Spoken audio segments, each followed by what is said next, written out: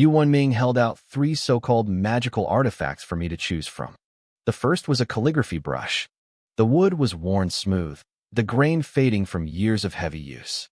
The bristles, taken from some unknown animal, were badly split and looked like they might fall out at any second. The second was a small wooden sword. It was in even worse shape, the natural color of the wood long gone and the surface peeling. I felt like it would snap if I even gave it a light wave. Finally, there was a string of prayer beads. They were pitch black, held together by a frayed cord that looked ready to snap. I rolled my eyes the moment I saw the beads. I looked at Yu Wenming, wondering what a Taoist priest was doing carrying Buddhist items. Still, I didn't complain. I reached out, took the string of beads, and slipped them onto my wrist. I couldn't help but ask if there was something truly unclean in this place that required these tools. Yu Wenming saw my choice and gave a soft smile. He tucked the other 2 items into a small pouch on his belt, no bigger than a man's palm. He told me not to worry about anything unclean, claiming that if there were, he'd handle it himself. Then he referred to himself as this great priest. I scratched my head, looking at him sideways. Yesterday he was all polite and humble, calling himself this poor Taoist, but today he was acting like some high and mighty master. He felt completely unreliable. He caught my look and gave an embarrassed laugh, though he still seemed relaxed. He told me to just keep the beads for now. If they were meant for me, he'd let me keep them, adding that they'd be very useful once we stepped inside. My eyes drifted to that tiny pouch on his waist. I was fascinated. Both the brush and the wooden sword were clearly longer than that bag, yet he had tucked them inside, without the pouch bulging or changing shape at all. He noticed my staring and pointed to it, asking if it was my first time seeing one. I nodded and asked how the sword fit inside. He patted the bag and explained it was a storage bag, a tool made by Kanyu masters. It used a small spatial formation inside to create a roomier area for storage. He mentioned they were quite expensive for ordinary people, but then he added a little hint. If I was interested, someone inside Suizhu Manor actually knew how to make them. I realized this was just like the cultivation novels I'd read back on Earth. Storage items were a staple of those stories, and it turned out this world had them too. I remembered a small detail from the medical classics. One reason red mulberry silk was so valuable was its use in crafting heaven and earth bags. Even if this little pouch wasn't that high level, the concept was the same. Yu Wenming stepped up and knocked on the manor's heavy front gates. After a moment, I heard the wooden bolt sliding back. The doors creaked open, and a woman stepped out accompanied by 2 servants. She wore a green dress that matched the bamboo surroundings, her black hair reaching down to her waist. She looked to be about 20, with an elegant, poised aura that screamed, noble lady.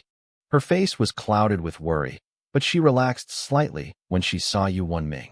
She addressed him as Priest Yu. He immediately dropped his great priest act and returned to the polite, slightly lazy persona from yesterday, giving her a formal bow. He introduced me as Jiang Yi from the Wuk Clinic, explaining I was here at Madame Chui's invitation to help with the consultation. The woman, Chui Yingyue, glanced at me and frowned slightly. I didn't take offense and gave her a respectful bow. She was clearly the only daughter of Squire Chui. She turned back to Yu Wenming, reminding him that her father had been possessed and that the priest had already confirmed it. While her mother thought it was just a sudden illness, Yingwen knew the truth was much darker. Yu Wenming waved her concerns away, telling her he had his reasons for bringing me along. He suggested we go inside first to ease her mother's mind and let me assess the situation. Yingyue didn't hesitate. She nodded and led us toward the main building. As we walked, I noticed something. Even though she was dressed like a delicate lady, her footsteps were incredibly steady and firm. Unlike Yu Wenming, who walked like a normal person, her gait showed she was a skilled martial artist who had reached the Qi awakening stage. I also spotted a small, vermilion wooden tag on her waist with the character Qing carved on it. She felt me watching her and looked back with a smile. She commented on my age, noting that at 13, I was already the successor to the famous old man Jiang. I decided to use the opening to ask about the storage bags. I asked if she was the one who knew how to make them. Her eyebrows shot up. She was clearly surprised that a young girl like me could identify her as a Kanyu master so quickly. Even though she wore the identity tag of a green rank master, This was a remote area where few people should recognize it. She gave a soft laugh and led us into the main hall. She invited us to sit, ordered tea, and sent a servant to fetch Madame Chui. Once we were settled, she confirmed my guess. She was indeed a Kanyu master. She looked at Yu Wanming and then back at me, making a sudden promise. If I could help her father recover, she would personally give me a newly made storage bag as a reward. I was stunned. I hadn't expected such a generous offer so soon. I thought about it for a moment and then shook my head. I thanked Lady Yingyue for her kindness, but I had to be honest. Storage bags were made from high-quality red mulberry silk using the secret techniques of a Kanyu master. Anyone living in the weaving district knew how expensive that silk was, let alone the value of a master's craft. It was simply too valuable for me to accept. Instead, I told her I had a different request. I was interested in how one actually became a Kanyu master. It was a bold thing to ask, but I hoped she might share a bit of knowledge with me. Ingwa laughed softly. She told me I was joking.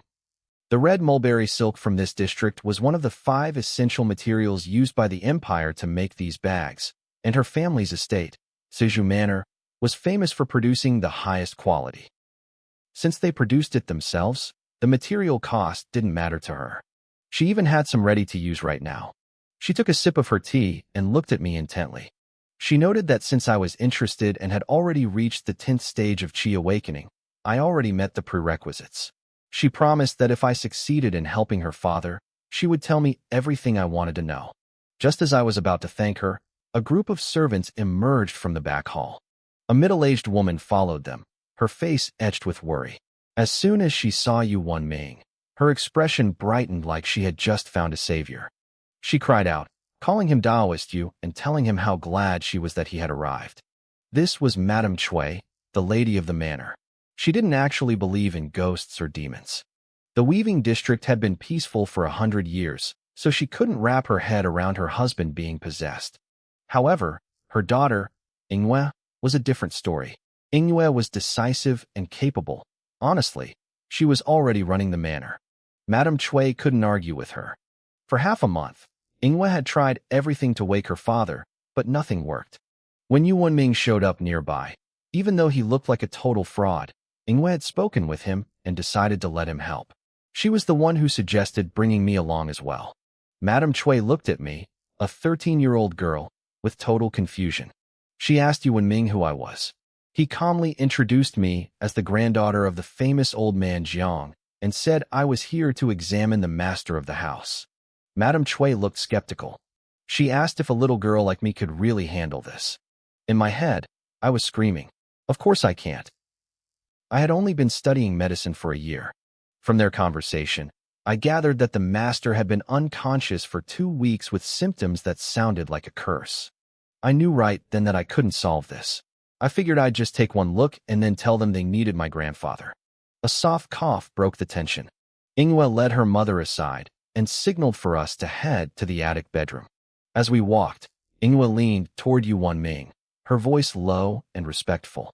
She asked why. If he believed her father was plagued by a ghost, he had called it a sudden illness and brought a little girl instead of the old doctor. Yu Wanming looked as sleepy as ever. He told her not to worry. He claimed that since I was here, the situation was 100% guaranteed to be resolved. He insisted he never lied. Yingyue still looked worried, but she knew Yu Wanming wasn't as simple as he looked. As a green-rank Kanyu master who had studied in the imperial capital, she had seen real masters before. She knew they saw things others couldn't. Just days ago, Yu Wanming had identified the entity in the attic with a single word. What confused her was why he insisted a girl like me had to be the one to fix it. That was why she offered the storage bag, to see if I was really worth the hype. Yu Wanming hadn't objected, which meant he agreed with her test. We reached the small attic. The room was spotless, but the man on the bed looked terrible. He was pale, thin, and his fists were clenched tight. It was clear he had been suffering for a long time. Yu Wanming smiled and told me to go ahead and check his pulse. I shot him a massive eye roll. This was way out of my league. I scratched my head and reluctantly walked to the bedside. Even though I didn't think I could help, I did a thorough job. I checked his hair, his pupils, and the state of his muscles. I checked the pulse in his neck and his wrist. His pupils were dilated like a dead man's. His veins were bulging strangely, and his pulse was nothing like a normal unconscious person. I felt a massive headache coming on. This was definitely not a medical issue I could fix. I sighed and turned back to Lady Ingwe to tell her I was useless and needed to call my grandfather. Suddenly, the black energy inside my mind, my broken spiritual foundation, shuddered violently. My face went pale. I whipped my head back to look at the man on the bed. Everything looked normal. Nothing had moved.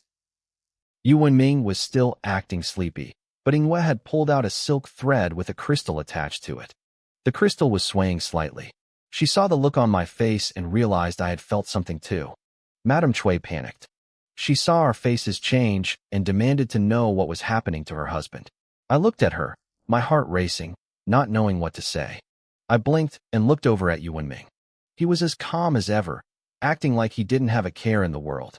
I stayed silent for a few seconds, trying to process the strange vibration in my mind. Madam, I finally said, turning to Madame Chui. How about we let Taoist Yu Wenming perform his ritual first? After that, I'll take another look at Member Chui's condition. Madame Chui looked hesitant. She could sense that things were getting complicated, and the worry on her face was clear. Her daughter, Ingwe, stepped in to comfort her. She told her mother it would be fine and suggested the Taoist start his work immediately. Yu Wenming agreed. He suggested Madame Chui go back to her room and rest while he performed the ritual. He promised to notify her the moment he was finished. Ingwe signaled the servants to lead her mother away, and we were left alone in the attic. Following Yu Wenming's instructions, the servants brought in a sandalwood table, an incense burner, and a wooden sword. All the standard tools for a ritual were laid out. I had suspected Yu Wenming knew more than he was letting on, but I hadn't taken it seriously until that sudden jolt of energy hit my spiritual foundation. I wanted to ask him about it, but the black energy inside me wasn't something I could easily explain. I kept my mouth shut.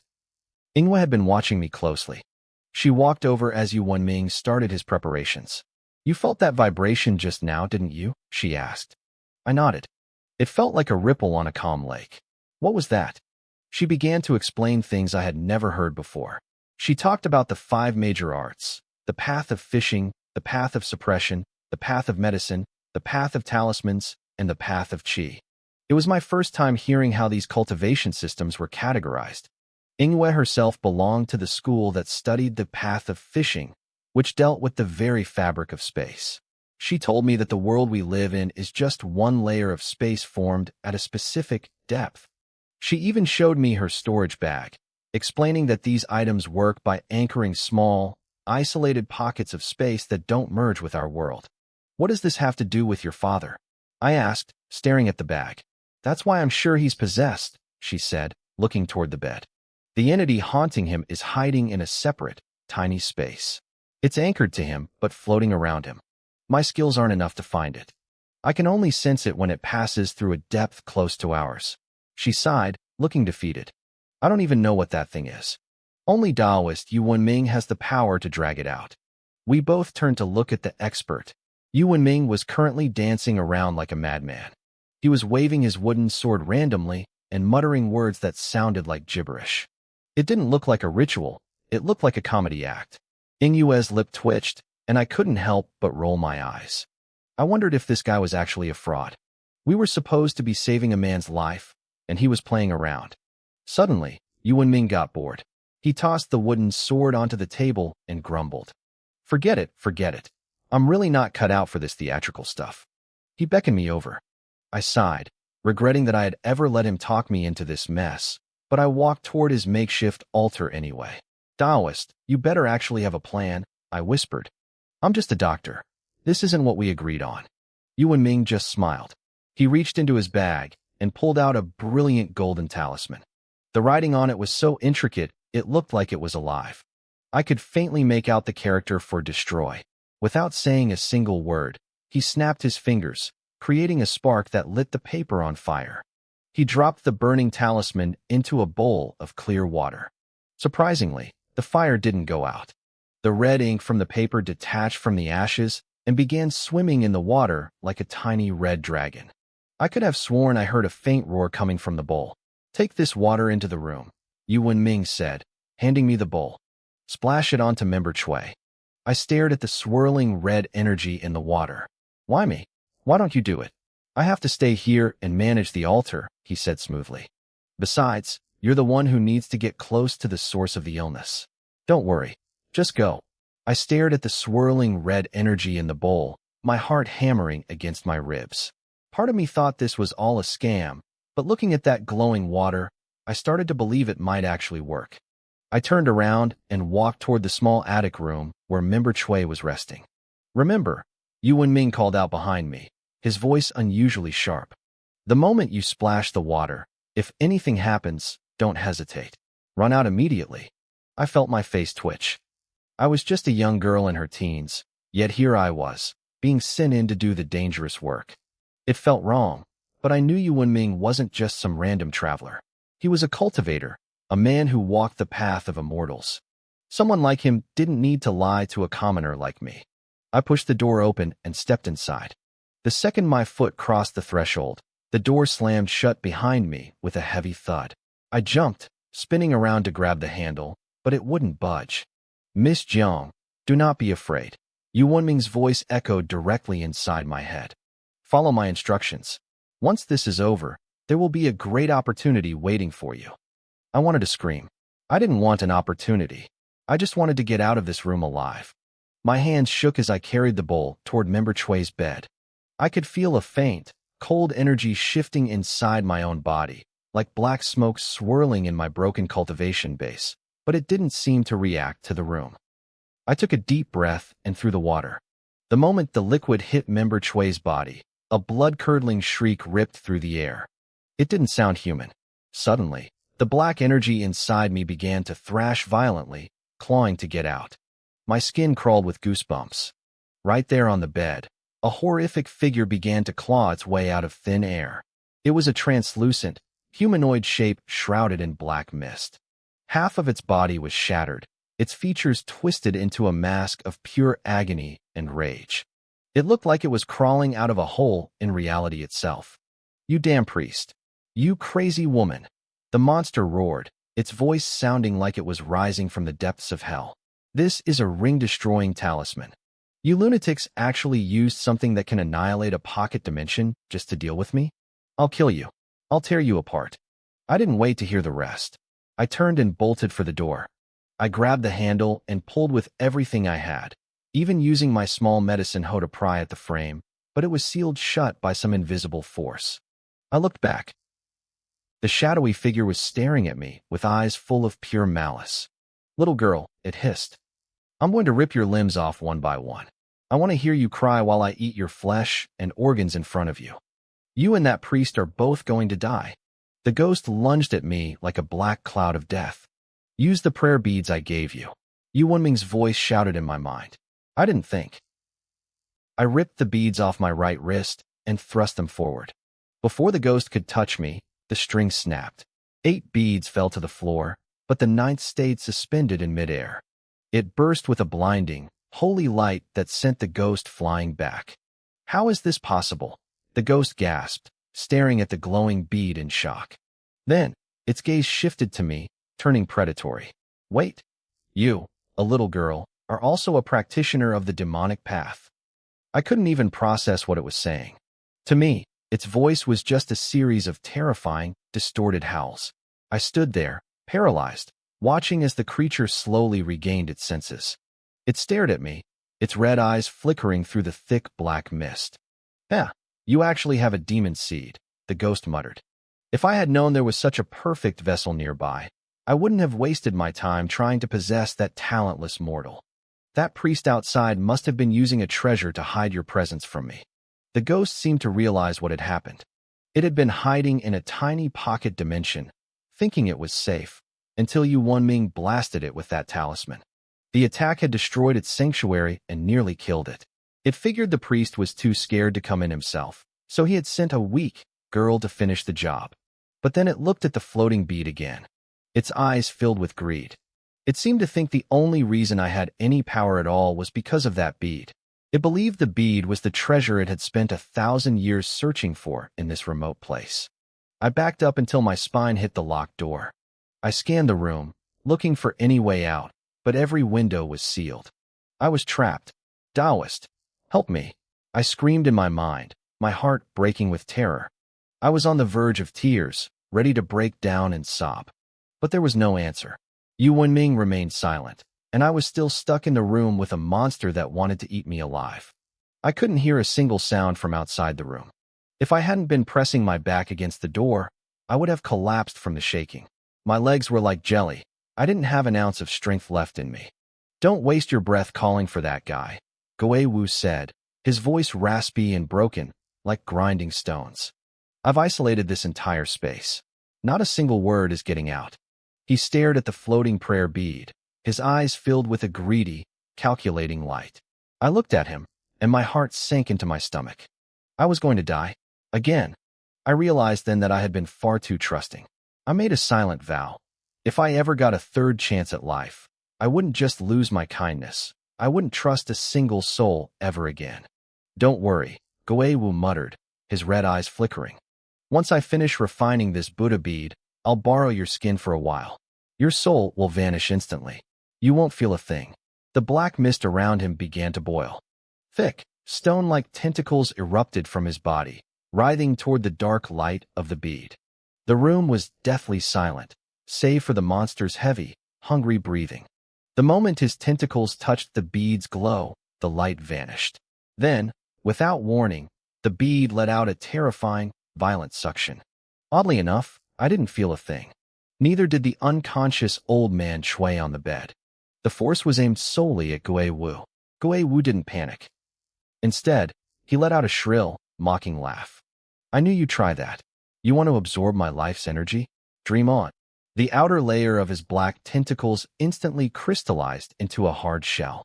The bead pulled with everything it had, but it couldn't suck away a single drop of mist. Then, the crystallized tentacles started working in reverse, greedily draining the demonic energy from the bead itself. It looked like it was over for me. But then, something moved. Behind Goe Wu, a tiny, invisible crack opened in space.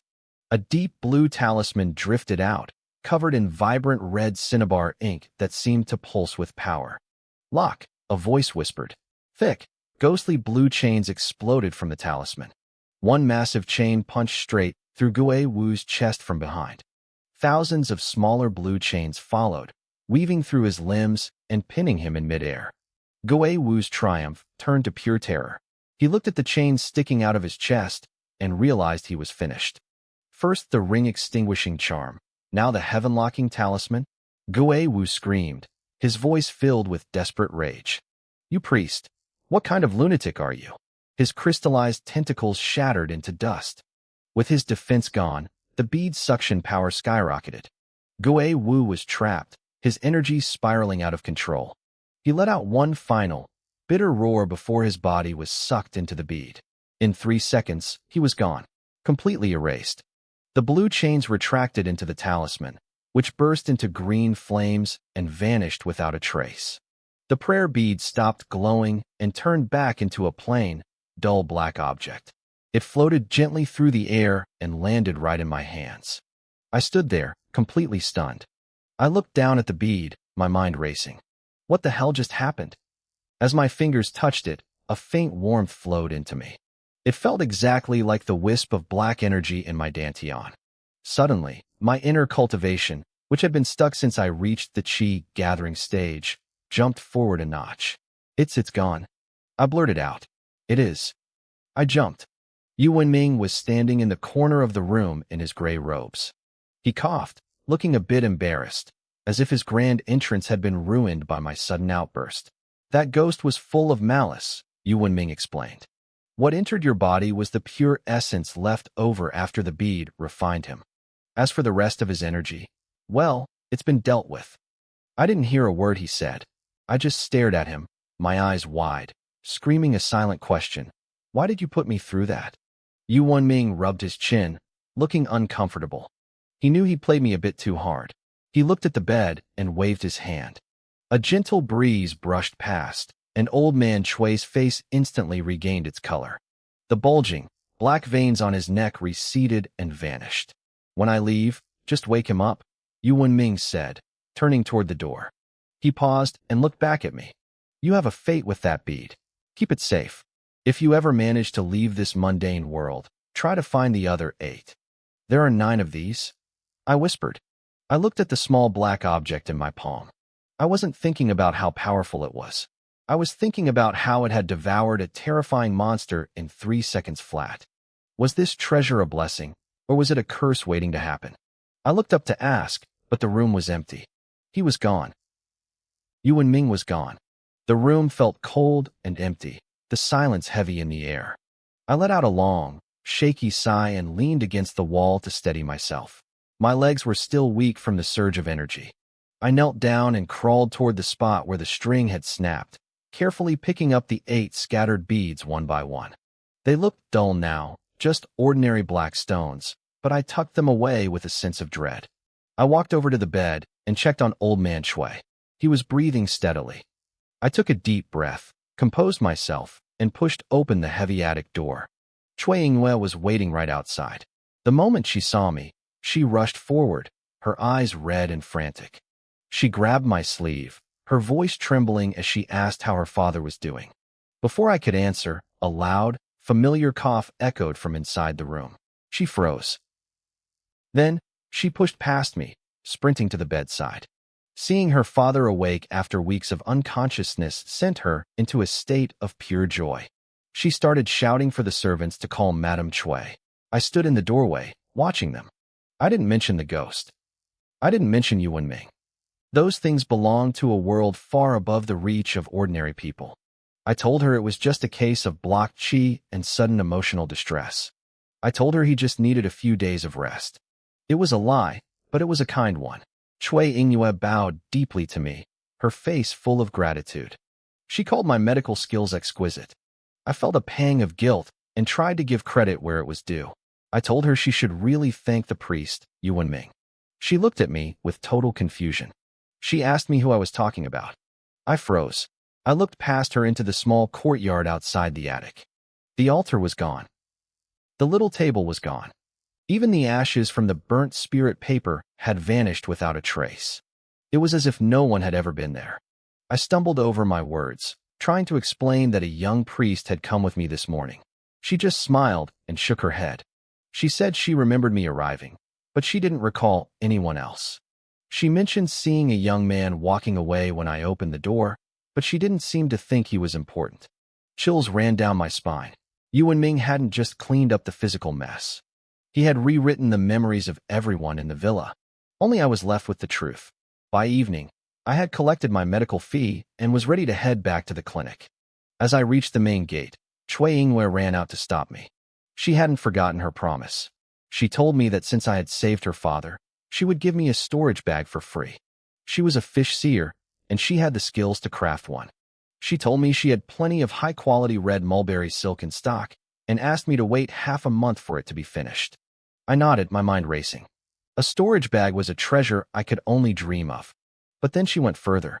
She told me she noticed my interest in the path of the fish seer. Along with the bag, she promised to write me a letter of recommendation. I bowed low, my heart soaring. The resentment I felt toward Yuan Ming for using me as bait started to melt away. This reward made the danger almost worth it. She explained that with her letter, I could skip the written exams at the regional academy this autumn. Whether I could actually graduate and become a true fish seer, however, would be up to my own talent. I thanked her again and started the long walk back through the bamboo forest. The sun was setting, casting long, golden shadows across the path. I felt small, like a pawn in a game I didn't understand.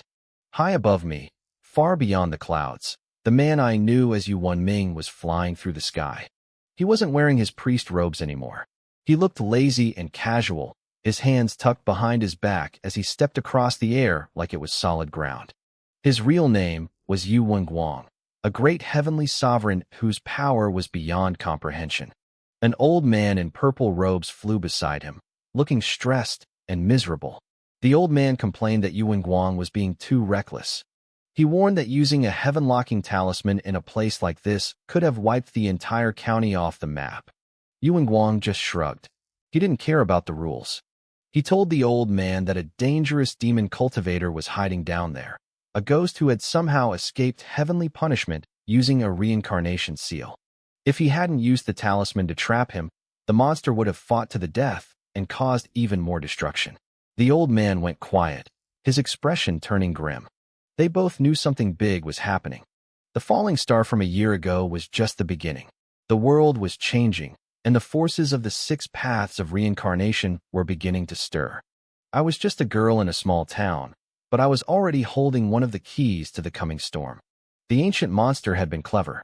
He had refined a lesser Sumeru ring, hiding himself inside to drift through the currents of time for 1,000 years.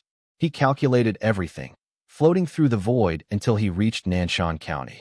His plan was simple: find a mortal without spiritual roots, seize their body, and then steal the legacy left behind by my grandfather.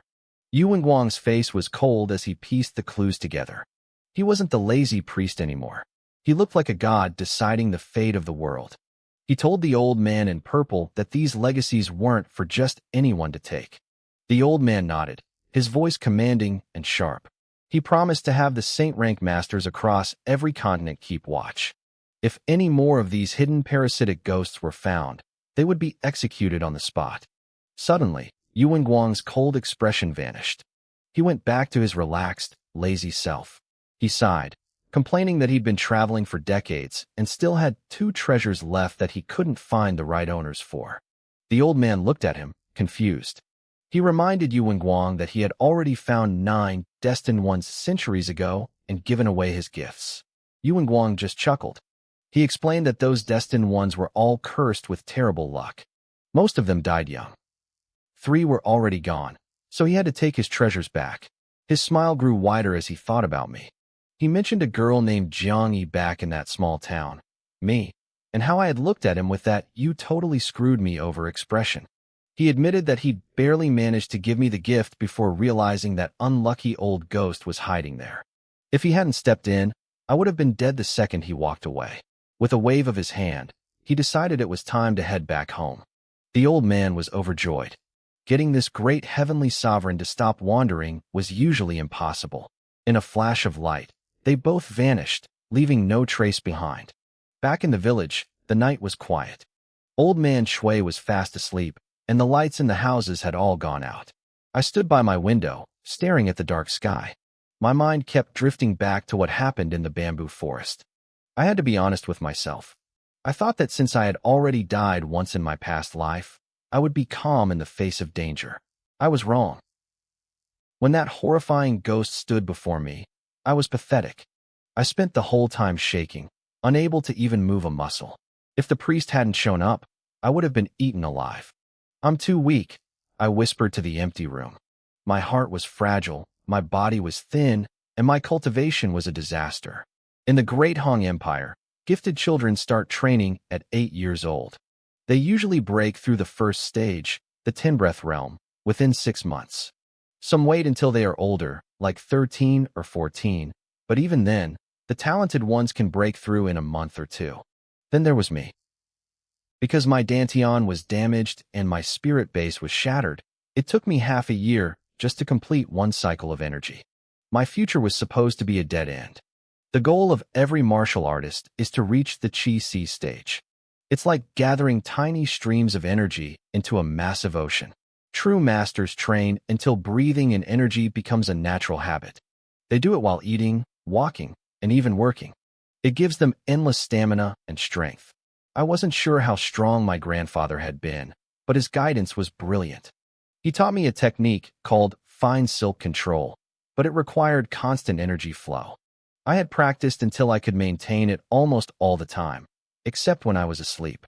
But something had changed. After the Buddha bead absorbed that ghost, it gave me a tiny bit of pure essence. It was starting to heal my shattered spirit base. My dantian could finally hold a little bit of true energy.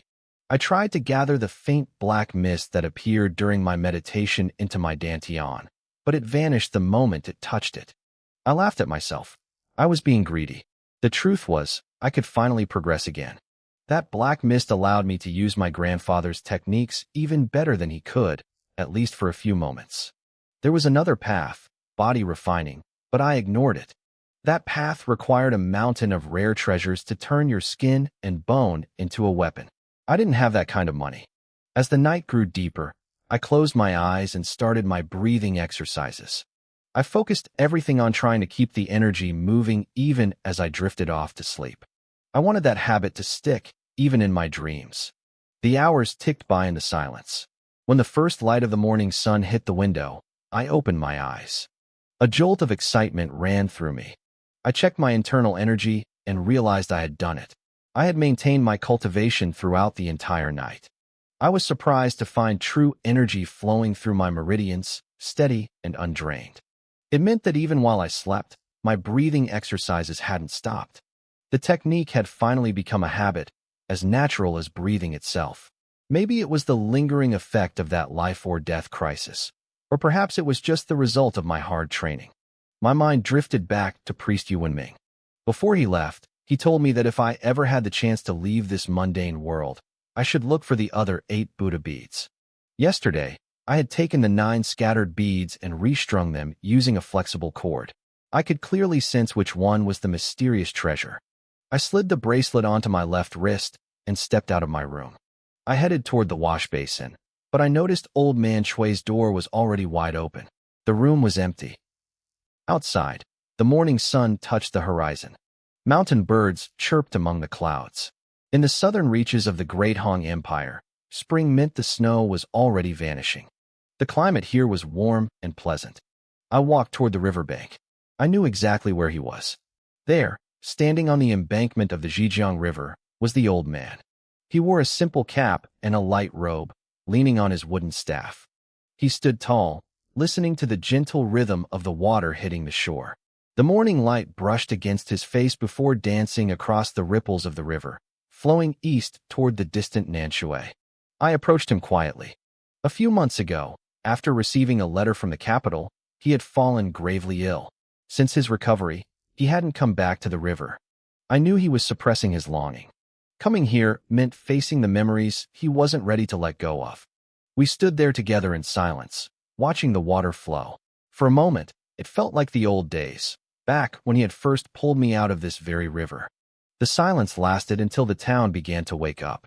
We heard the distant shouts of vendors, the calls of neighbors, and the joyful laughter of children. Wisps of cooking smoke rose into the air. Only then did the old man turn to me with a kind smile. "Let's go, girl," he said. "Time to open the shop." 2 weeks passed. One morning, I was in the room behind the main hall, working at a loom. Almost every household in this town had one. I was weaving simple bandages for the clinic. I wasn't using anything expensive like red mulberry silk, but the design of this loom was different from anything I remembered from my past life. The weaving patterns were unique, requiring specific hand movements that actually helped train my energy control. I had become obsessed with it. Naturally, I had taken over making all the clothes for the old man and the rough cloth we used for bandages. "Is Miss Jiang here?" a voice called from the courtyard. It wasn't loud, but I heard it perfectly from the back room. I called out a response and walked out to the front gate. 2 young men dressed as servants were waiting. One held a small wooden box with both hands. The other carried a large roll of fabric. "Did your young mistress send you?" I asked. I remembered the promise Chui Ingyuan made at the bamboo villa half a month ago. She had promised me a storage artifact. We had even crossed paths a few days ago, and she mentioned she would be sending it soon. "Yes," the servant said, handing me the wooden box. "Our mistress says she's sorry for the delay. The recommendation letter and the storage bag are both inside." As I took the box, he continued. "Also, the master and madam asked us to tell you that since the master is still recovering, he couldn't come in person to thank you. He ordered us to bring this roll of mid-grade red mulberry silk as a gift."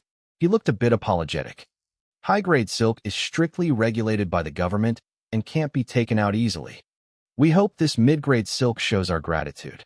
The second servant stepped forward and handed me the heavy roll of fabric. I stood there with the box in one hand and the silk in the other, feeling a surge of unexpected joy. Mid-grade silk wasn't cheap. It usually cost about a fifth of the price of the regulated high-grade stuff, and it was commonly used for the inner linings of armor for imperial officers.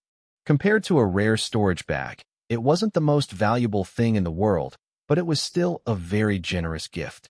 "Give my thanks to Master Chui," I said, nodding to them since my hands were full.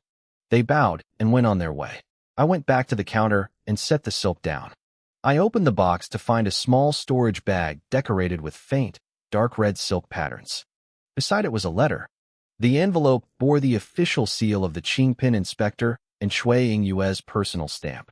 I could feel a unique energy flowing over the seals, a security measure to prevent forgery.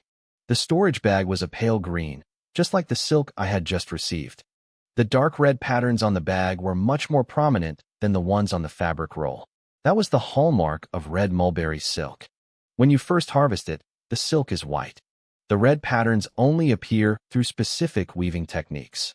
The higher the quality of the silk, the more vivid the red becomes. The stitching on the sides of the bag and the drawstring were black and felt incredibly tough. I recognized it from my studies as Eastleigh Profound silk. It was made from a mineral secretion found in the Eastleigh Prefecture. It was a very precious material. The drawstring wasn't tied tight. I pulled the slip knot and the bag opened. The inside was pitch black. Even when I held it up to the sunlight, the interior remained a void.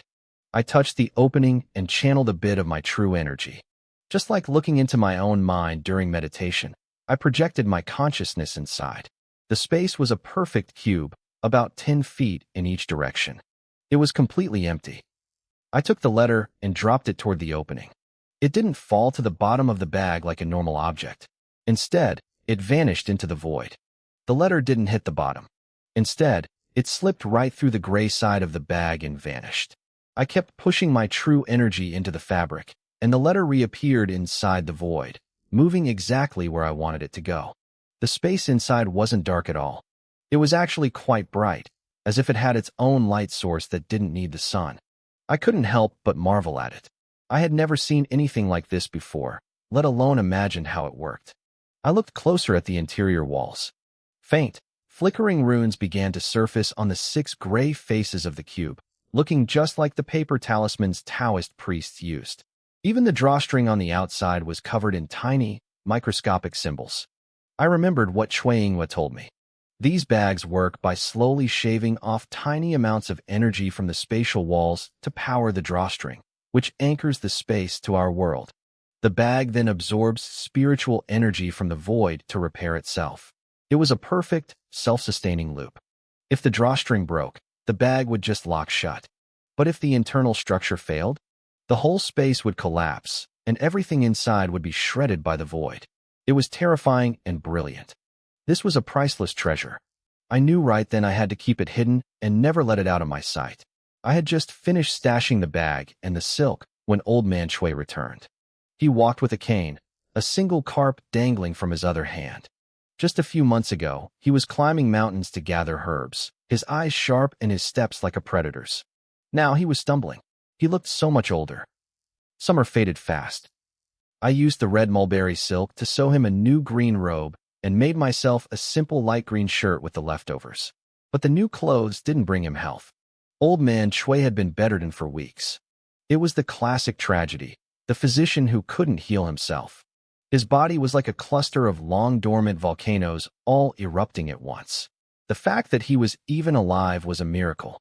I sat by his bed in silence, holding his hand. The clinic had been closed for over a month. I only opened the doors for emergencies, mostly just to ease the old man's mind before the end. "Child," he whispered. His voice was a ghost of what it used to be. The man who boomed with energy a year ago was now hollowed out. 20 years. It's been 20 years since I was exiled. He gripped my hand with a sudden, desperate strength. His dull eyes flickered with a final spark of life. He told me about his youth, his arrogance, and how he fought to break into the elite medical circles of the capital. He had even married into the wealthy Zhao family just to become a court physician. He succeeded, but it was short-lived. A mistake in a prescription killed a prince's favorite concubine. To save their own skins, the Zhao family framed his son and had him killed before kicking the old man out. The court only spared his life because of his past service. As he finished the story, the light in his eyes died down. He didn't let go of my hand. Outside, the late summer rain began to fall. We sat in the silence of the room, the world weeping with us. By early September, the sky was clear but heavy with dark clouds. I stood on a nameless hill outside the town, staring at a fresh grave. I wore my new light green shirt. If you looked closely, you could see the faint red veins in the silk. I recited a poem for him, a final tribute to the only person in this world I could call family. After he told me his life's regrets, he had actually laughed. He told me I had no talent for medicine and that I should go out and see the world. When I asked if I should settle his grudges in the capital, he just shook his head and let it go. Then, his voice simply faded away. Old man Chui was gone. My last connection to this world was buried in the dirt. I didn't feel a lot of regret or anger, but there was a hole in my chest. A deep, cold void. I knew I shouldn't get too attached. I had too many secrets to uncover, but losing him hurt. Maybe if I had power like that priest, Yu Wenming, these things wouldn't happen. Maybe then, the mysteries would solve themselves. I didn't reopen the clinic. Word spread through the neighborhood that little Dr. Jiang was leaving for the county city to study. It wasn't a snap decision. I had decided back in the summer. If he made it through autumn, I'd stay. If he didn't, I'd leave. On a quiet morning, I went to the blacksmith. I picked up 3 custom-made short swords, each about 1.5 feet long with thin, wicked blades. I paid him in silver, my face a mask of indifference.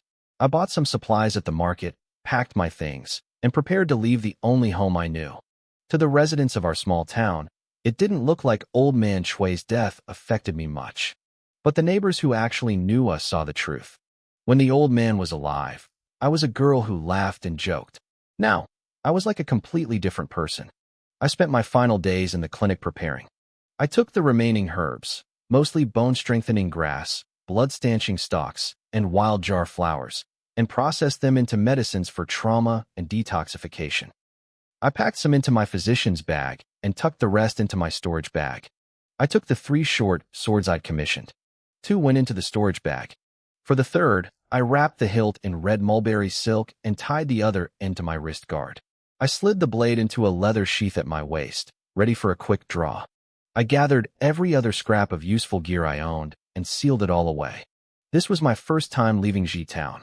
Back in my past life as a street thug, I'd traveled plenty, but that didn't stop me from being meticulous now. I knew exactly what I was, a 14-year-old girl in a dangerous world. The logistics were a nightmare.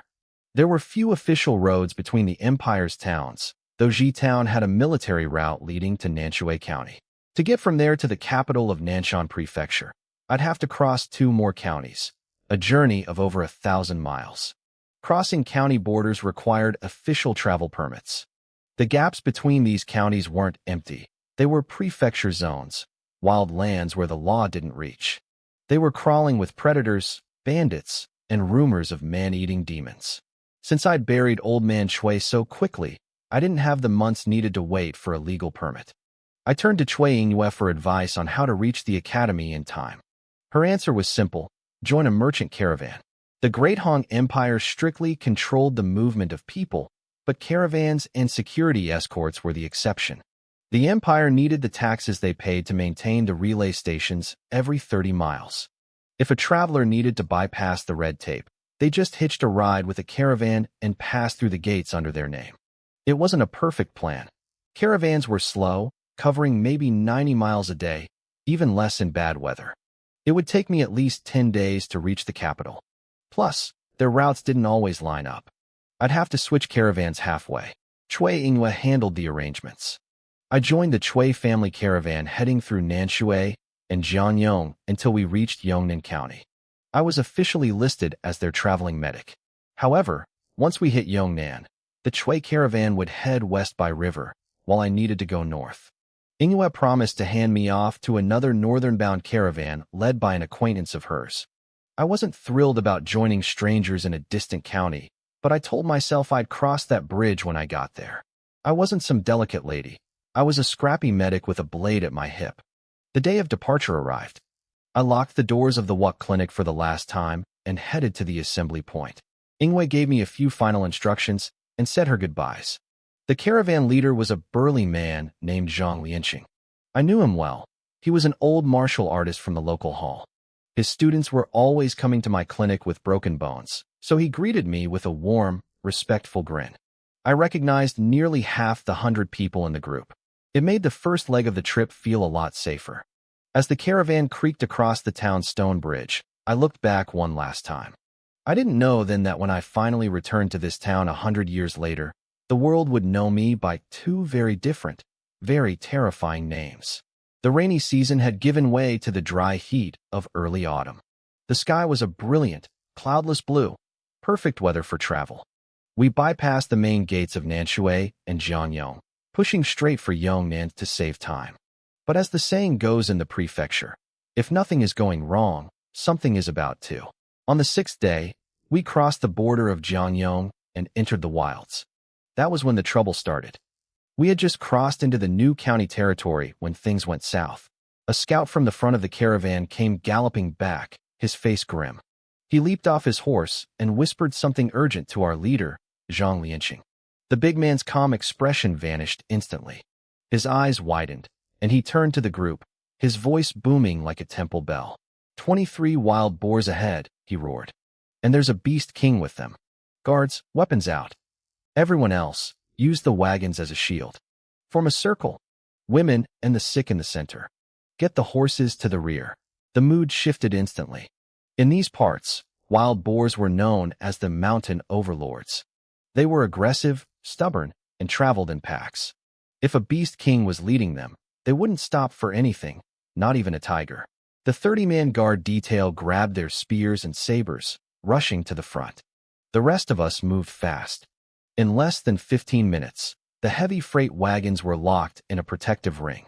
As the caravan's only medic, I was placed in the very center with the women. I dropped my medical bag to the grass. I didn't want to be a healer right now. I reached into my sleeve, checking the thin, high-strength silk thread tied to the hilt of my short sword. My left hand held the leather scabbard while my right gripped the handle. I wasn't going to leave my life in someone else's hands ever again. The road ahead was flanked by red clay hills and low shrubs, leading into a sparse pine forest. It was the perfect habitat for boars. Suddenly, the ground began to vibrate. A massive cloud of dust rose from the trees, accompanied by a deafening, rhythmic thumping that sounded like an earthquake. Trees 100 yards away were being snapped like toothpicks. Zhang Lianqing stood alone at the very front of our line. As a massive, mountain-sized boar burst from the tree line, he let out a guttural shout. His internal energy flared, his muscles bulging as he dropped into a heavy martial stance. He lunged forward 10 steps, meeting the beast head-on. "Dragon roar punch," he screamed. The collision sounded like a boulder hitting a wall. As a practitioner of the 100 refinement realm, his strength was immense. He actually snapped one of the Beast King's tusks and smashed its snout. The beast's momentum died instantly. Zhang Lianqing didn't back down. He grabbed the remaining tusk with his bare hands, digging his heels into the dirt to lock the monster in place. "I've got the king," he yelled. "Kill the others." The guards swarmed the rest of the pack. The plan was working, but then I looked to my left. A fresh cloud of dust erupted from behind a small hill. 5 stray boars had circled around our flank. Every single guard was occupied at the front. There was no one guarding the left side of our circle. "Back to the wagons," someone screamed from the front, but they were too far away. The first boar slammed into a wagon, tilting it dangerously. The second one hit another, flipping it completely. The circle was broken. "Run! Get out of there!" the men shouted, desperate for the women in the center to scatter. But the women were frozen in terror, clutching each other and screaming. I was the only one moving. 2 boars charged through the gap, heading straight for the crowd. If they hit, it would be a massacre. I drew my short sword, and, in a move that looked like pure desperation, I threw it. The people around me gasped. To them, I was just a 14-year-old girl who had barely started her cultivation. Throwing away my only weapon seemed like a death sentence. I didn't blink. As the sword flew, I flicked my right index finger, pulling the hidden silk thread. The blade danced. It veered midair, defying gravity as it sliced downward from right to left. The head of the lead boar went flying before the body even realized it was dead. Without pausing, I flicked my middle finger and jerked the thread upward. The sword whipped back, carving through the jaw and skull of the second boar in a spray of crimson. I snapped my wrist, and the sword spun through the air, returning to my hand with a metallic click. I gave the blade a sharp flick to the side, shaking off the blood. The remaining 3 boars skidded to a halt. Even their animal instincts knew something was wrong. They stared at me for a heartbeat. then turned tail and bolted back into the hills. The entire camp fell silent. They looked at the two dead beasts, then at me, standing there with a calm, cold face. "Fix the gap," I said, my voice steady. "Block the opening with the wagons again." That snapped them out of it. A few men rushed over, dropping their weapons to heave the overturned wagon back into place. I didn't help them. I kept my eyes on the perimeter, sword ready, waiting for the next shadow to move. With the leader, Zhang Lianxing, pinning down the Boar King, the rest of the guards found their rhythm. They used heavy defensive stances to blunt the boar's charges, wearing them down before picking them off one by one. Those 20-plus beasts were thick-skinned and stubborn, but they started falling fast. Once half his pack was slaughtered, the Boar King knew the fight was lost. He lunged forward with a sudden burst of strength, forcing Zhang Lianxing back, then jerked his head violently to break the deadlock. Without looking back, the beast bolted into the brush. The remaining boars didn't hesitate. They turned tail and vanished after their leader.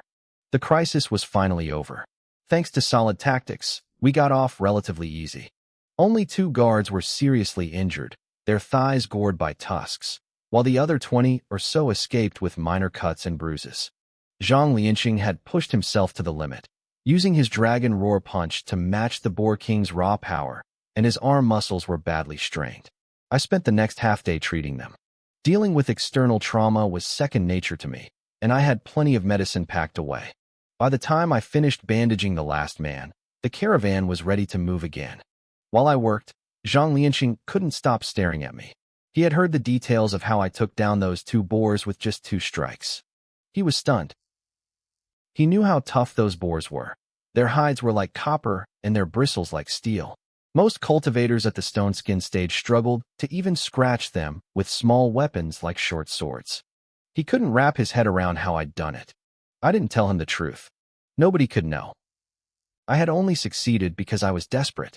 I knew I couldn't dodge 2 high-speed collisions at once, so I had tapped into that cold, black energy within me. That fight gave me a baseline for my new power. Based on the drain I felt, I estimated I could pull off maybe 8 to 10 of those lethal strikes before my energy reserves hit 0. We spent the next few days traveling toward Yongnan. The road wound around small hills and hugged the southern bank of the Nanshui River. The water was a rushing torrent, surging endlessly to the east. Luckily, predators were scarce along the river. Most animals were herbivores coming down for a drink.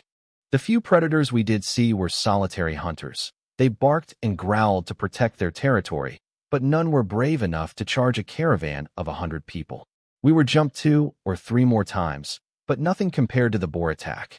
By the time we crossed into the Yongnan region, my medical supplies were half depleted. It was a wake-up call regarding the cost of travel, but I wasn't worried. The caravan paid me well for my services, and most of what I used was common medicine. Besides, no one knew I had a storage bag hidden away, packed with a massive reserve of high-grade supplies. Yongnan was a bustling port city where the Nanshui River made a sharp turn from south to east. Because the silt settled on the north bank, the southern side where the city sat was a perfect deep-water harbor. To me, it didn't feel like a city at all. It was just one giant port surrounded by endless warehouses and inns. "Old Wang, Old Li, go find the boatman we talked to," Zhang Lianxing shouted as we reached the merchant docks. "We rest today and head south by ship tomorrow." He began directing the men to set up camp in the designated area. Then, he turned to me with a respectful nod. "I'll take Miss Jiang to find the Hong family caravan now." The 2 guards bowed to us and hurried off. Usually, the leader wouldn't handle these small introductions personally, but after seeing me decapitate those boars, the entire caravan treated me like a VIP. Zhang Lianxing was a man of his word, and he was taking my transition to the next caravan very seriously.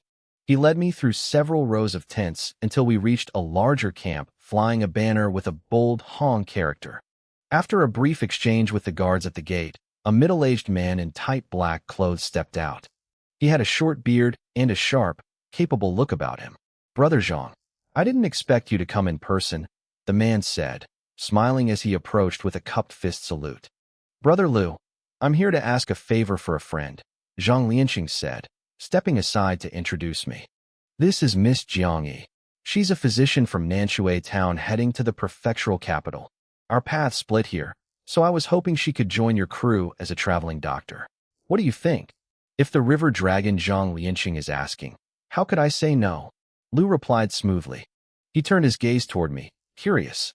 I stood there in my plain green robes, carrying my medical bag, looking small and unremarkable. I gave him a polite bow. Lu nodded, but his smile turned inquisitive. I have to ask, though, why are you looking out for her so personally? My caravan is already recruiting doctors. She could have just applied. 2 reasons, Zhang Lianqing explained patiently. First, I was personally asked by Lady Cui Yingwe of the Cui family to ensure Miss Jiang reached the capital safely. Lu's eyes lit up. The feng shui master, Cui Yingwe? I was surprised.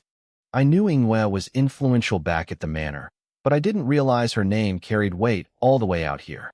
Zhang Lianqing grinned, clearly enjoying the man's reaction. Exactly. And second, don't let her looks fool you. This girl isn't just a doctor. Her sword skills are terrifying. When the boars hit us, she took the heads off 2 of them in the blink of an eye. Not many of my own men could have pulled that off. The middle-aged man's face shifted into a look of pure shock when he heard I could take a wild boar's head off in 2 swings. He looked me over again, his eyes lingering on the short sword hanging from my belt in its cowhide sheath. Uncle Zhang is exaggerating, I said, waving my hand dismissively. My expression remained calm. It was just luck. Right then, a young man's voice drifted out from the large tent behind us. Yingwe? Are you guys talking about Lady Yingwe? The man appeared before his voice had even faded. He was dressed in expensive, flashy silks, looking every bit the pampered rich heir. He strutted over and looked at the manager. Manager Lu, were you just talking about Lady Yingwe? Yes, young Master Hong. Lu replied quickly, bowing low. He introduced us immediately. This is the river dragon Zhang Lianqing, and this is Miss Jiang Yi. She's the physician joining our caravan for the trip to the capital. Zhang Lianqing gave a small nod. I cupped my fists in a polite salute. I studied the young man. He was handsome enough, but he had the unmistakable air of a bored, entitled playboy.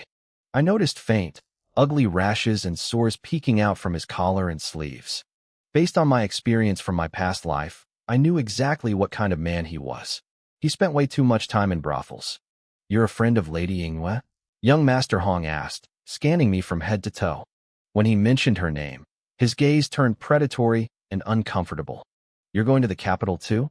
Planning to join the geomancy hall? Yes, young master, I answered flatly. I started to say more, but a high-pitched, whiny voice cut me off from inside the tent. Young master, you just leave us like that? You don't care about us at all. 2 women emerged, wearing revealing silk clothes that left very little to the imagination. They draped themselves over young Master Hong's arms.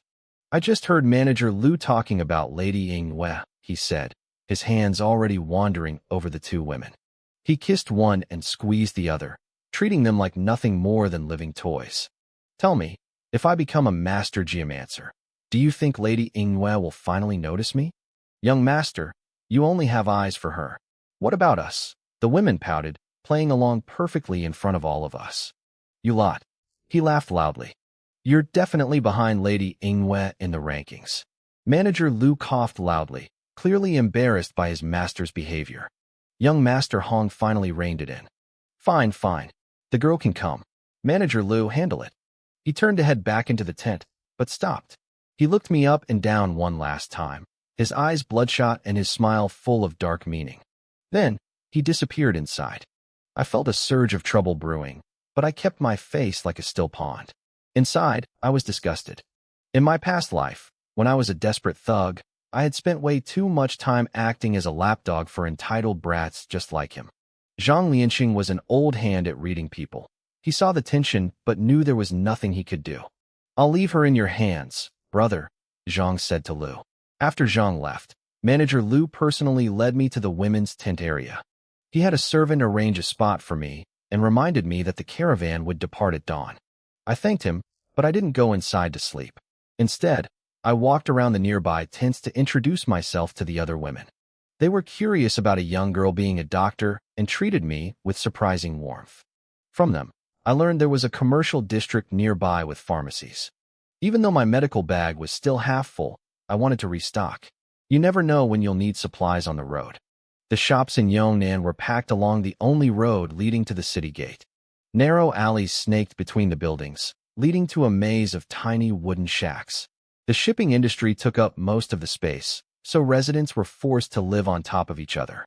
In a place this crowded, gangs and desperate people were everywhere. I walked down the street with my worn medical bag over my shoulder.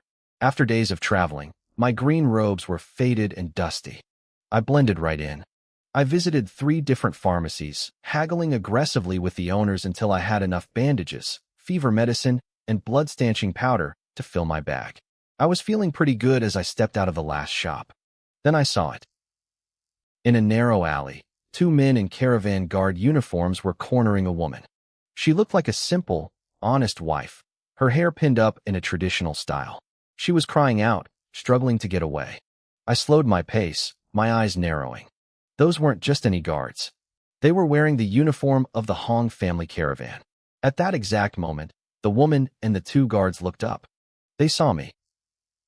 The woman seized the moment of distraction, broke free, and threw herself at my feet. She grabbed my right leg, sobbing hysterically. My eyelid twitched. I looked down at the short sword at my waist. Did she think I was some wandering hero here to save the day? I looked at the guards. They didn't look malicious, just surprised to see me. Then I looked at the ground where the woman had been. 2 small paper packets had fallen, spilling a bit of dark red powder. Physician Jiang? The guards stammered, recognizing me. These 2 guards knew exactly who I was. I was the physician manager Liu himself had brought into the camp. They looked at me, guilt written all over their faces, and quickly cupped their hands in a respectful salute. I recognized them, too. My mind raced for a split second, weighing the situation. I didn't say a word. I just stared coldly at the woman who was still clinging to my leg. The woman's heart skipped a beat. She hadn't expected this young woman to be in league with the 2 animals chasing her. She looked up at my face, searching for a hint of mercy. She didn't find any. My face was expressionless, devoid of any youthful warmth. I looked down at her like she was a pile of trash. Before she could scream again, I raised my foot and kicked her square in the chest. I didn't hold back. The force sent her tumbling back into the mouth of the narrow alley. She collapsed, coughing violently, the air knocked completely out of her. She couldn't even find the breath to cry for help. As she struggled to crawl up and beg for mercy, I stepped forward. I brought my boot down hard on her arm. A sharp, sickening crack echoed through the alley. Her arm was broken. The 2 guards froze. They stared at me, stunned. I was a physician, a young girl, yet I had just brutally attacked a woman without blinking. They had expected me to scream at them, to play the hero and stop their beastly behavior. This was not the reaction they anticipated. The woman wailed in the shadows of the alley, clutching her fractured arm. I slowly walked out of the darkness. The coldness on my face melted into a gentle, polite smile. "Please, brothers, continue," I said to the guards. "I was just passing through. Don't mind me." I turned and walked away. The guards looked at each other, then at the sobbing woman on the ground. Between the shock of my cruelty and the realization of who she was, their mood was completely ruined. They grumbled and left the scene, empty-handed. An hour later, I wasn't back at the camp. Instead, I was in the slums near the harbor, kneeling on the dirty ground. I was bandaging the wounds of 2 children who had fallen while playing. One of them had landed hard on his hand, dislocating his left shoulder. He was crying like the world was ending. I had handled plenty of difficult cases at the clinic. I pulled a piece of candy from my bag to distract him. While he was focused on the treat, I moved with lightning speed. With a quick, practiced motion, I popped the joint back into place. The boy stopped crying instantly. But before he could even say thank you, his eyes went wide. He looked behind me, started trembling as if he'd seen a ghost, and bolted away with his friend. The smile on my face vanished. I stood up and turned around. A man was standing there. He was dark-skinned, with short hair and no beard, dressed in the rough clothes of a harbor laborer. He held a heavy wooden staff. I shifted my weight, my right hand resting lightly on the hilt of my short sword. At his feet lay the 2 Hong family guards from earlier.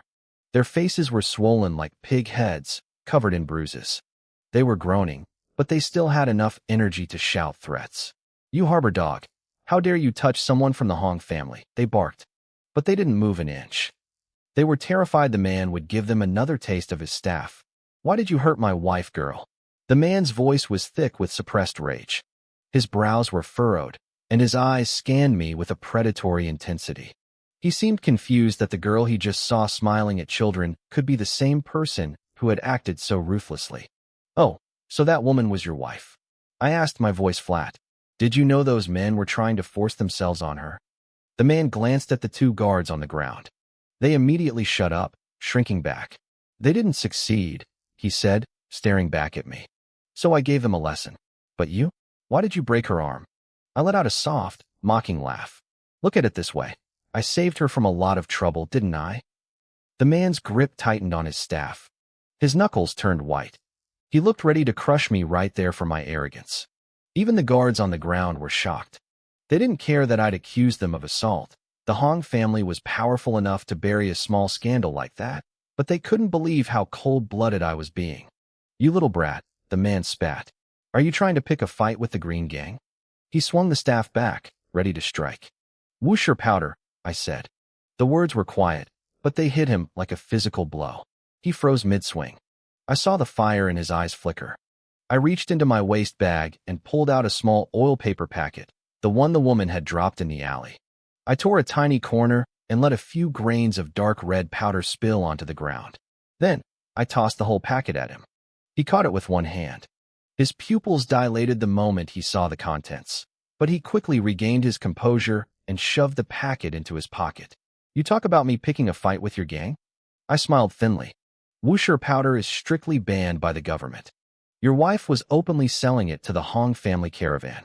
Isn't that a provocation against us first?" I watched his face. "I know that even if I reported this to the officials, your gang has ways to wash their hands clean. But you and your wife? You'd be the sacrificial lambs. So tell me, you came here alone. How do you plan to settle this?" We stood in a tense standoff for only a moment before footsteps approached. Manager Liu was coming, flanked by several guards. The commotion of the two guards being dragged here had finally reached the camp. "Who are you?" Manager Liu asked, his voice cold. He looked at his two beaten men on the ground, then at the man with the staff. "Why have you injured my men and troubled my caravan?" The 10 guards behind Liu shifted, their hands moving toward their sword hilts. The atmosphere turned suffocating. The dark-skinned man didn't flinch. He didn't seem worried about the powder I'd just handed him. The exchange had been too fast for anyone further away to see. "I am Chao Zhen of the Green Gang," he said loudly. "These two tried to assault my wife. And this woman," he pointed his staff at me. "She kicked my wife and broke her arm." He didn't mention the powder. He didn't seem to care why I hadn't exposed him in front of the crowd. He was here for blood. All for the sake of his wife's revenge. The Green Gang. Manager Liu's brow furrowed slightly at the name. The Green Gang was a group made up of laborers from the southern docks of Yongnan. A small organization like that couldn't compare to a massive merchant family like the Hongs. However, the Hong family's shipping at those docks relied entirely on those laborers. If they decided to cause trouble, the loss of time and money would be immeasurable. But Manager Liu was sharp. He saw that this young man, Chao Zhen, had come alone. Even though he'd declared his background, he clearly didn't want to blow this out of proportion. He wanted to settle this privately. "So, Brother Chao," Manager Liu said, his voice leveling out as he tried to gauge the situation. "How exactly do you want to resolve this?" He was testing the waters. As for his two guards getting beaten, this man had the guts to show up alone and identify himself. That meant he wasn't looking for a war. If they settled it now, neither side would lose too much face. The two guards would just have to accept their bad luck. "These two tried to touch my wife," Chao Zhen said, his voice hard. "I've already taught them a lesson. That part is over." Then, his eyes sharpened, locking onto me with terrifying intensity. "But she injured my wife. She has to pay the price." Manager Liu turned his gaze toward me. I knew exactly what Chao Zhen was thinking. He had lost the protection of the Green Gang the moment that Wuxia powder was involved, and now he was acting out of pure desperation and rage. He didn't care about the powder anymore. He just wanted justice for his wife. In Manager Liu's eyes, I was just a guest. No matter how much he respected Old Man Shui or Zhang Lianqing, I was a potential source of trouble for the Hong family. He looked at me, waiting to see how I'd handle the heat I'd brought to his doorstep. I didn't look at Manager Lu. Instead, I gave Chaozhen a thin smile. Under the surprised stares of the crowd, I slowly bowed my head in a formal apology. I acted too impulsively, I said quietly. I apologize. I didn't specify why I was impulsive, but Chaozhen knew. After straightening up, I reached into my medical bag and pulled out a long strip of wrapping paper and several bottles of medicine. I signaled for a guard to take them to him. Inside that paper is a secret family recipe for setting broken bones, Duanshu ointment.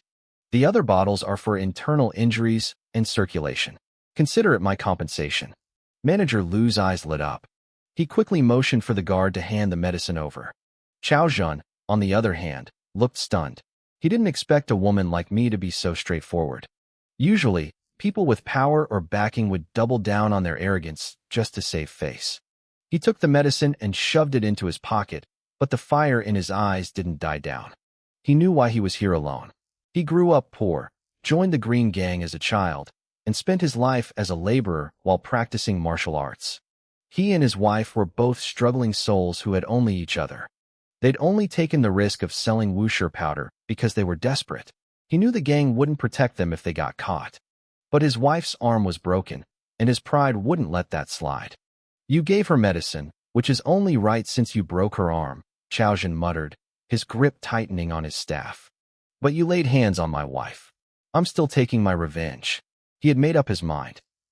He was going to beat this young doctor to satisfy the rage in his heart. Brother Chow, Manager Lu said, his voice dripping with impatience. The doctor apologized. She gave you rare, expensive medicine to heal your wife. Don't push your luck. He decided this kid from the Green Gang didn't know what was good for him. Manager Lu released a surge of internal energy from the 100 refined realm. The dozen people standing nearby instantly felt a suffocating pressure. But Chaozhen didn't flinch. Manager Lu, he shouted, his voice echoing. 1,000 years ago, there was a 14-year-old girl named Pei. She was a grandmaster who wiped out the Black Wind Bandit gang with nothing but her bare fists. Today, this Miss Jiang is about the same age. She dresses like a wandering swordsman and has the courage to strike whenever she pleases. I, Chaozhen, am not much, but I must challenge her to 3 moves. Nobody expected him to ignore Manager Lu's intimidation. He stood there, his staff as straight as a ship's mast, staring me down. He was using high praise to back me into a corner. Manager Lu was furious. He didn't care about the Green Gang anymore. He was ready to step in and end this himself. I stepped forward, my hand resting on the hilt of my short sword. You're joking, Brother Chow. I'm just a traveling doctor. I couldn't possibly compare to the legendary heroine Pei. I paused, meeting his gaze. But if you're so inclined, I'll give you 1 move. The crowd gasped. He asked for 3, I offered 1. It sounded clever, but everyone was skeptical. Chaozhen was dark-skinned, muscular, and had the steady breathing of someone who had spent a decade in the bone-strengthening realm. I was just a young doctor. Could I even hold a sword? Then, some of the guards remembered what Zhang Lianqing had said earlier, that I had decapitated 2 massive wild boars with just 2 strikes. Most had assumed it was just typical tavern talk. Now, they weren't so sure. I set my medical bag aside and pulled out some coarse hemp bandages. I wrapped them tightly around the junction where the blade met the scabbard, essentially locking the sword inside so it couldn't be drawn. Then, I gave the sheathed weapon a couple of experimental swings. Chaozhen's doubt lasted only a second. He had practiced the 49 variations of his staff technique for 10 years. I wasn't some genius daughter of a great sect. If I were, I wouldn't be traveling with a slow, dusty merchant caravan. To him, I was just a talented amateur from the countryside. He could crush me with experience. 1 move it is, he spat. He dropped into a rock-solid horse stance, gripping his staff with both hands. He had already decided his target, my temple. He wanted to see what gave this frail-looking woman the right to accept his challenge. As he prepared, I took my stance, holding my sheathed sword with both hands at my side. Suddenly, Chaozhen kicked off the ground. He moved like a dragon breaking through the waves. The head of his staff blurred, weaving through the air in a dizzying display of his 49 variations. The wind whistled sharply as he closed the gap in an instant. My face remained calm. I felt like the apprentice I used to be, practicing thousands of swings in a small-town martial hall. I swung the sheathed sword in a horizontal arc. My target wasn't him. It was the whistling head of his staff. In Qiao Zhen's mind, he had already won. A long staff always beats a short sword. It was a simple rule of the reach. He had the experience, the cultivation, and the technique. He probably thought he was going to break my ribs or kill me with a single strike. He didn't expect my hands to move like lightning. He aimed for my head, but I aimed for his weapon. A massive boom echoed through the camp. The air actually rippled from the impact. Qiao Zhen didn't even have time to change his move before a terrifying force slammed into his staff. It felt like a falling boulder. The wood snapped instantly. The shock stripped the weapon right out of his lead hand. The leftover momentum sent him stumbling back, gasping for air. The entire clearing went silent. No one spoke. They just stared at me, frozen by that impossible strike. I took a deep breath and let it out slowly. Holding the scabbard with one hand, I used the other to unwind the hemp bandages I'd just tied. I tucked the sheathed sword back into my belt on my left side, my hand resting lightly on the hilt. "Brother Qiao," I said, my voice steady. "I told you. One move." The silence stretched on. My words were quiet, but to Qiao Zhen, they must have felt like a mountain crashing down. It wasn't just a loss. It was the total destruction of his pride. Old Manager Lu was the first to snap out of it. He was an experienced fighter, a master of the 100 refined realm. He saw exactly what I had done. Qiao Zhen wasn't a weakling. His foundation was solid and his strikes were sharp. If I had tried to block him normally, the vibration alone would have shattered my defense and crushed my skull. But I hadn't blocked. I hadn't even tried to close the gap. I had calculated the exact moment to strike the staff at its weakest point. It wasn't luck. It was a cold, precise execution. Lu realized then that I had used this poor laborer to make a point to everyone watching. Qiao Zhen stared at his broken staff, then at my smiling face. The light in his eyes just went out. His back, which had been straight as a spear, slumped like a dying tree. He bowed deeply to me, to Manager Lu, and to the guards. Then he turned and walked away like a hollow shell. He didn't even pick up the pieces of his weapon. Nobody stopped him. Nobody said a word. The two guards he had beaten crawled to their feet. They joined the others in bowing to me, showing a new, terrified respect. They were mostly relieved I hadn't mentioned the illegal drugs to Manager Lu. I watched Qiao Zhen disappear into the shadows. My smile didn't fade. I knew that as a young woman in a place like this, people would never stop testing me unless I gave them a reason to be afraid. Qiao Zhen was just unlucky enough to be my target. The plan had started the moment I saw that woman drop the wuxia powder. I needed a way to protect myself in the Hong family caravan, and she was my opening. She was pretty, poor, and clearly wouldn't sell herself for power. That meant her husband was likely a low-level tough guy with some actual skill. I had broken her arm and then spent half an hour wandering near the camp, waiting for him to show up. The moment Qiao Zhen appeared alone, I knew I had won. He and his wife had already been abandoned by their gang. The gang wouldn't protect them over illegal drugs. They'd make them scapegoats to avoid the Empire's wrath. Qiao Zhen knew he was finished, so he came for one last bit of revenge. Everything followed my script. I played the part of the apologetic lady, even giving him those ancestral medicines. In reality, I bought those cheap jars in town and swapped the labels. I'm pretty sure the shopkeeper ripped me off and sold me fake ointment anyway, so I was glad to get rid of them. The only real variable was the duel. But when I saw his staff, I knew I could break it. It was made of kundi wood, the stuff they use for boat oars. It's hard and rot-resistant, but it's brittle. It doesn't have the flex of a real martial arts staff. I had the power of the black bead's energy in my veins and years of my grandfather's training in my hands. I knew the distance. I knew the timing. And now, everyone else knew exactly who I was. My perception of movement and my precision were far beyond normal people. No matter how Qiao Zhen shifted his staff, he was still stuck in the stone-opening realm. He couldn't project his inner energy. Even if I had messed up my timing, he never would have landed a lethal blow. Everything went according to plan. The Green Gang and the Hong family didn't lose anything. I had used an outsider to establish my dominance without offending anyone inside the organization. It was a perfect outcome where only Chao Zhen and his wife got hurt. I didn't care what happened to them after this. They were weak, but I didn't mind swinging my blade at those even weaker than me. If I had shown a shred of kindness today, things would have become complicated. Maybe Chao Zhen and his poor wife wouldn't have ended up this way, but reality is cruel. In my past life, I died because of my kindness. In this life, whatever mercy I had left was buried on that nameless hill in G-Town, alongside my grandfather and the only family I ever knew. I hoped this show of force would keep the idiots away for the rest of the trip. But I knew Hong Wei, the young master of the Hong family, might be an exception. I'd seen the way he looked at me. A spoiled brat like him wouldn't stop his suicidal behavior unless he felt real pain. I couldn't do much else for now. I just had to take it one step at a time. The early autumn morning was crisp. The sky was a clear, washout blue, looking ethereal and untouched by dust. The rising sun glowed against the green mountains, and a cool breeze carried a hint of a chill. I had made it a habit to maintain my breathing exercises even while I slept, so I woke up early. The long journey didn't bother me much. After a quick wash, I helped the caravan crew pack the tents, ate a simple breakfast, and we set off. The Hong family caravan was massive, with over 200 people. They had 3 masters in the 100 refinement realm, including Manager Liu. For a medium-sized caravan like this, wild beasts didn't dare challenge us.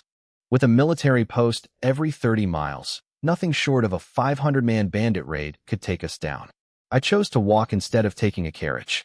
Walking on flat ground was nothing to me. I could go for 3 days and nights without stopping. Back when I gathered herbs on jagged cliffs, my grandfather made me practice my breathing techniques constantly. I could climb for a full day and night and still have energy to spare. But as I walked, memories of those 2 years kept flooding back. 2 days passed peacefully. We were far from the Yongnan border and only a few days away from Nanshan County City. Still, I felt a lingering sense of unease. My display of power 3 days ago had earned me some respect, and since I wasn't exactly a stunning beauty, I avoided most trouble. But I couldn't forget Hong Wei's predatory gaze. From my years of experience dealing with thugs, I knew a rich kid who ruled his family like a king wouldn't be deterred easily. The night air turned cold. Early autumn in Nanshan was dry, the sky cloudless, and the temperature dropped sharply once the sun went down. I was in a large tent, tending to 4 patients who had caught a cold.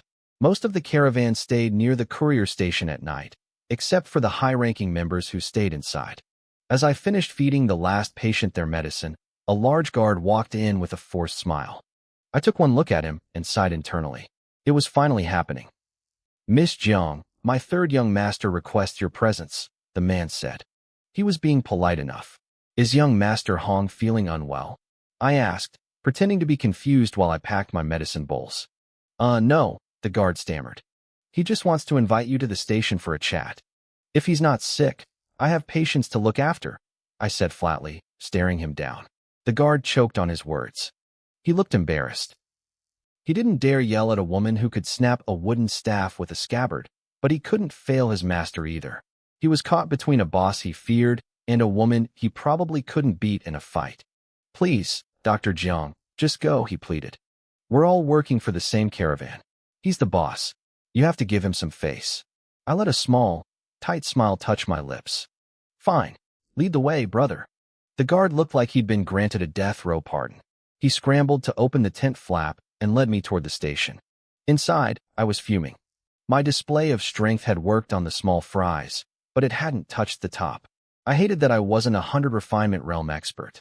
If I were stronger, I wouldn't be forced to entertain some creep's invitation. Manager Liu had warned me about Hong Wei back at the city gates. He hadn't been specific, but he'd hinted that I should be careful. Hong Wei wasn't just a brat. He was a freak. He was obsessed with music and poetry, but he also loved watching girls dance. The worst part? He didn't care if they were pretty or ugly. As long as they weren't fat, he was interested. I realized then that my plan to look plain hadn't saved me at all. What a mess. The courier station was a large complex, housing dozens of soldiers and horses used for patrolling the roads and carrying imperial messages. The main building was a 2-story wooden pavilion. It looked old, but it was decorated in the black tones favored by the Great Han Empire. Imperial soldiers guarded the gates, but they ignored us as we walked in. We reached the stairs leading to the second floor. Two Han family guards blocked the way. The third young master had rented out the entire top floor for the night. The man who led me there announced he had finished his task and vanished. Then, the two guards at the stairs did something that made me want to scream. They asked me to hand over my short sword. The third young master doesn't like people carrying weapons in his presence, one of them said. Please, Miss Jiang, don't make this difficult. They weren't being aggressive, but they weren't moving either. I glared at the door to the primary suite upstairs, then glared at the guards.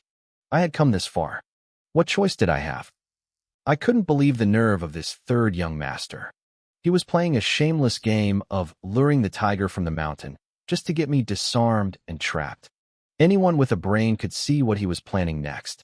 I ground my teeth in frustration. If I didn't hand over my weapon and just walked away, I'd be kicked out of the merchant caravan tomorrow. That would be a disaster. The regional checkpoints only had my departure record from Yongnan City. If I got stranded, I'd have to trek through the wilderness to bypass the guards, and the risks in those mountains were lethal.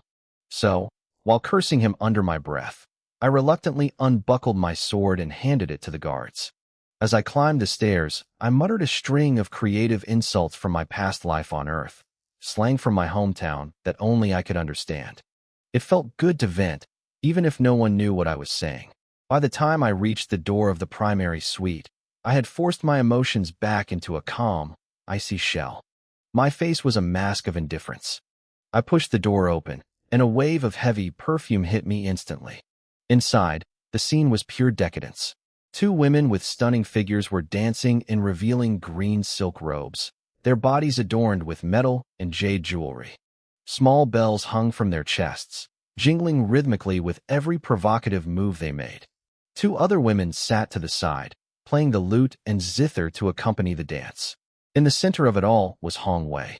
He was reclining on a massive bed, watching the dancers with a gaze that wasn't just lustful, it was unstable. He held his head with one hand, while the back of his other hand was covered in a dark red powder. I recognized it immediately. Hanchi powder. A dangerous, hallucinogenic drug. I wasn't shocked. Even though I looked like a 14-year-old girl, I'd seen plenty of spoiled rich kids acting like this in my previous life. May I ask why the third young master requested my presence? I asked. My voice was flat, my eyes as still as a frozen pond. Hongwei looked up. He seemed surprised that I wasn't trembling or blushing at the sight of his debauchery. He grinned, his eyes glazed. Can you dance? The atmosphere is perfect. Why don't you give us a performance? I didn't say a word. I turned my back to the room for a split second, and using the cover of my body, I reached into the storage bag hidden inside my tunic. I pulled out my second weapon, a short sword, 1.5 feet long. I turned back, gripping the hilt tightly. I don't dance, I said, my tone turning lethal. But I do perform sword plays, the kind that end lives. The music stopped. The dancers froze. Hongwei's jaw dropped so far I thought it might hit the floor. The drug-induced fog in his brain cleared instantly as he stared at the cold steel in my hand. He looked like he'd seen a ghost. How did I have a weapon? His guards were supposed to have stripped me of everything at the door. The silence lasted for a few agonizing seconds. I didn't move toward him, but I didn't lower the blade either. You all. Get out. Hongwei suddenly scrambled upright, shouting at the women. Put your clothes on, pack up, and get to the corner. Now, he turned back to me, offering a shaky, forced smile. Miss Jiang, please. Put the weapon down. Let's talk. Seeing him regain his senses made me breathe a tiny sigh of relief, though I didn't loosen my grip. I had been prepared for the worst. If he had tried anything, I would have killed him right there. I could have used my dark energy to slaughter everyone in the room before the guards outside or the experts in the caravan could react. Then, I would have disappeared into the forest. I had everything I needed in my storage bag: a tent, medicine, food, tools, and maps. I was a survivalist. I could survive the wilderness. But staying with the caravan was still the better path if I could manage it. I'm not here for a show, I said coldly. What do you want? I want you to examine me, Hongwei blurted out. I blinked. I hadn't expected that. I kept my sword out but watched him closely. Now that he was sitting up, I noticed the signs. He had rashes breaking out on his skin, his eyes were bloodshot, and his eyelids were twitching. He was trying to sit still, but his fingers kept nervously scratching at the bedsheets. He was suffering from the side effects of the drug. I realized this might be my way out of a bloody confrontation. I flipped the sword into a reverse grip, hiding the blade behind my forearm, though I didn't put it away. "How long have you been using hanshi powder?" I asked, my voice softening just a fraction. Hong Wei relaxed slightly when he saw I wasn't going to lung at him. He signaled for his servants to bring water and towels so he could clean himself up. "It started 3 years ago," he admitted, looking ashamed. "I was rejected by Lady Yin Yu of the Chui family. My heart was shattered. I took this stuff to find a moment of peace, but it turned into a demon on my back. I can't shake it." I stared at him, genuinely surprised. This arrogant, lecherous playboy was actually a heartbroken romantic? It didn't match the creepy way he'd been looking at me lately. He straightened his robes and sat at a small round table, his hands still trembling slightly. I hesitated, then walked over and sat opposite him. "Why do you think I can help you?" I asked. "You're from the town of Nanshui," he said, his eyes searching mine. "You cured the father of Lady Yin Yu when he was deathly ill. Tell me, are you the granddaughter of the great imperial physician Jiang Shanghe?" My brow cleared. He had done his homework. I nodded slowly. Jiang Shanghe was indeed my grandfather. "Fine," I said. "Let's see what I can do." It looked like I wouldn't have to kill the third young master tonight after all.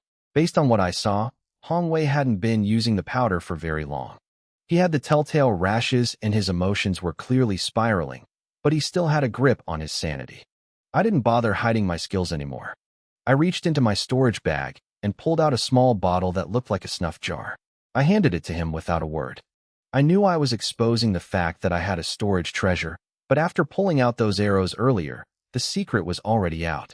Besides, showing a bit of my hand was a calculated risk. I wanted him to know I wasn't just some random girl. I was someone with resources, someone close to Chui Yinghua. "Take this," I said, my voice steady. "Inhale it now. It will clear your mind." Hong Wei didn't hesitate. He took a deep breath from the bottle, and his face instantly turned a sickly shade of green. A foul, putrid stench hit his senses like a physical blow. He doubled over, gagging violently, though nothing came up. He looked at me, probably wondering if I'd just poisoned him, but then his eyes cleared. The fog in his brain was lifting. I explained that the mixture was made from spirit-concentrating flowers, gold-swallowing grass, and the dung of an iron beast. It was a harsh remedy, but it worked to counter the mental confusion caused by his addiction. I told him to use it whenever he felt his grip on reality slipping. While I spoke, I asked a maid for a pen and paper. I needed to write down a full prescription. Hong Wei watched me, looking genuinely relieved. He admitted that he'd been white-knuckling his addiction for days since leaving Yongnan. He'd decided to use the powder in front of me just to see how far he had fallen. He had no idea that his little experiment had almost prompted me to draw my sword and end his life right there on the spot. My short sword was still resting on the table between us, a silent reminder of how close he'd come to the edge. I finally understood why he'd been looking at me with such terrifying intensity over the last few days. It wasn't lust. It was the hunger of a man crashing from a high. I spent the next hour explaining the detox process. I talked about medicinal baths, steaming, and cupping. I went into so much detail that Hong Wei just stared at me, completely overwhelmed. One of his maids stood by, diligently taking notes on every word. I warned him that while I could purge the toxins from his body, the mental craving was a battle he had to fight himself. When I finally left, Hong Wei walked me to the door personally. He bowed to me in front of his guards, a gesture of genuine respect. I grabbed my sword from the guard downstairs and walked away without looking back. Back in my tent, my mind was still racing. I didn't fully trust him yet. I packed my things and sat by the entrance, clutching my weapon. I stayed awake, ready to bolt into the forest the moment I heard a large group of men approaching. I didn't relax until dawn. A guard arrived at my tent, politely returning a towel I'd left behind, and I finally let out a breath I'd been holding all night. The guy really did just want a doctor. I realized that if he had truly wanted to hurt me, he would have just sent a high-level martial artist to ambush me in the room. He hadn't done that. Still, I remained cautious. Once the caravan started moving again, I made my way to the front of the line to find Manager Liu. He was a decent man who respected my strength, so I decided to dig for the truth. Manager Liu, I asked, you mentioned before that the third young master's tastes were unusual. What did you mean by that? Liu looked at me with a complicated expression. He probably thought I'd seen something weird the night before. I did say he likes women regardless of beauty, as long as they aren't overweight, Liu explained, lowering his voice. He loves watching them dance. But here's the thing, aside from Lady Inu, he never actually touches them. He has 4 beautiful wives with him, but he doesn't share their beds. He just watches them dance for hours. It's the powder. It's ruined him. I felt like I'd been hit by a bolt of lightning. I had spent days imagining a classic drama script where I was the victim of a lecherous noble. I had already planned my escape, my revenge, and my life as a fugitive in the mountains. I was ready to be the hero who killed the arrogant young master and fought my way through his army. But reality was different. As the saying goes, the martial world isn't just about killing and fighting. It's about people, relationships, and the complicated messes we make of our lives. Since everyone was playing nice, there was no reason for me to be the one to start a bloodbath. I had misinterpreted his signals, and he had been a fool for sending them. But in the end, I was treating him. We were even.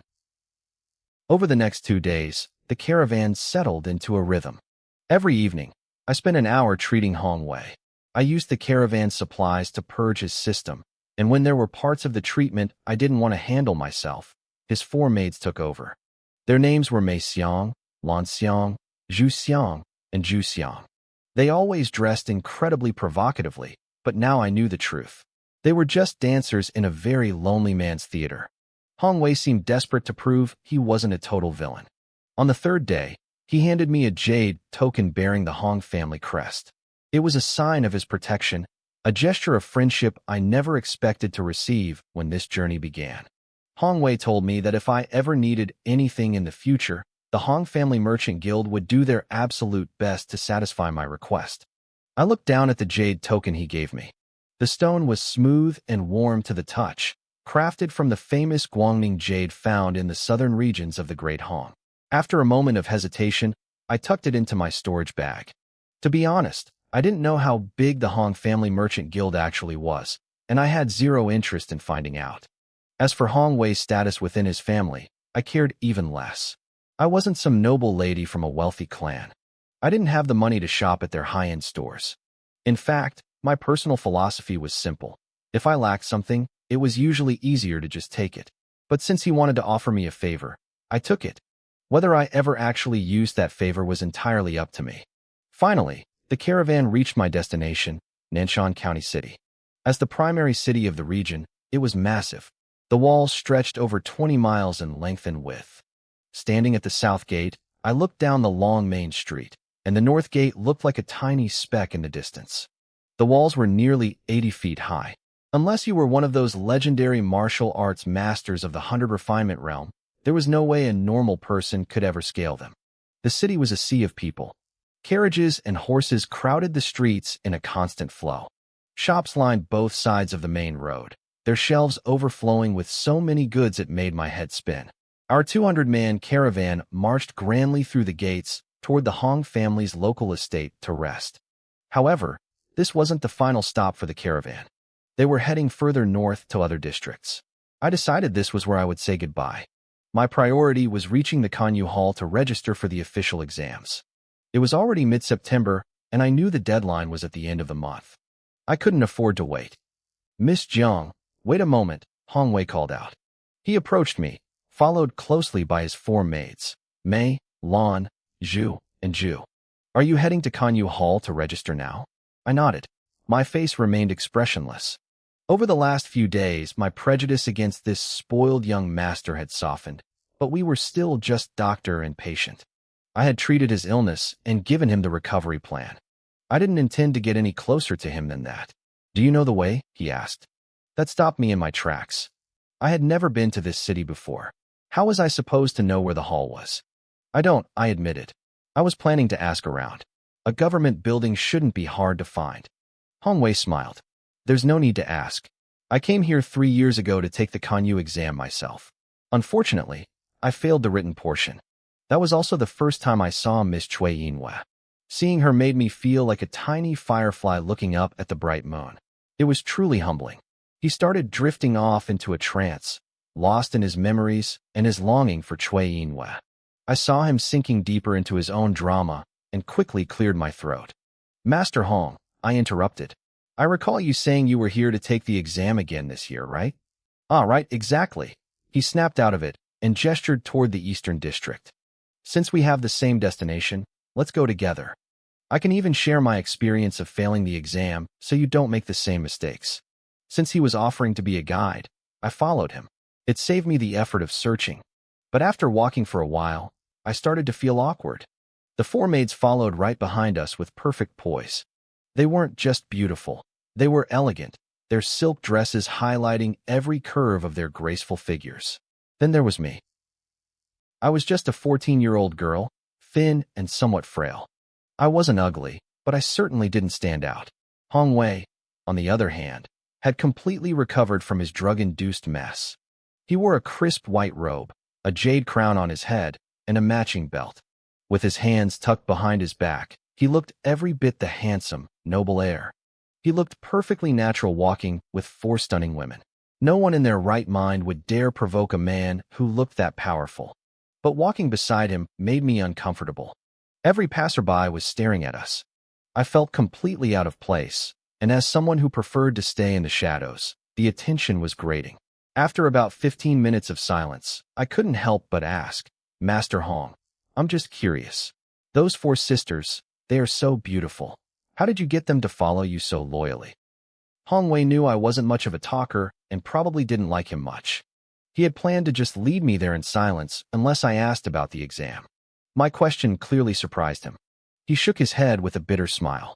Do you know about the Starfall disaster in Annan County? He asked. I turned my head, my face turning serious. I listened intently. 2 years ago, a meteor fell from the sky, he said softly. Half of Annan was wiped out. Hundreds of thousands were displaced. Countless people fled toward Nanshan, and many who survived the fire died during the chaos that followed. Those four were refugees. Their entire families were killed. My family went to the border to help with the relief efforts, and that's where I found them. He paused, looking back at the maids. At the time, I was already addicted to that powder. When the cravings hit, I was a raving lunatic. But they never looked at me with disgust. They took care of me because I paid to bury the hundreds of people from their village who didn't make it. I also gave jobs to the survivors within the Hong Merchant Guild. I felt my perception of this spoiled brat flip once again. I didn't expect a man like him to have that kind of heart. I didn't doubt his story. There was no reason for him to lie to me. He gained nothing from it, and a lie like that would be too easy to uncover.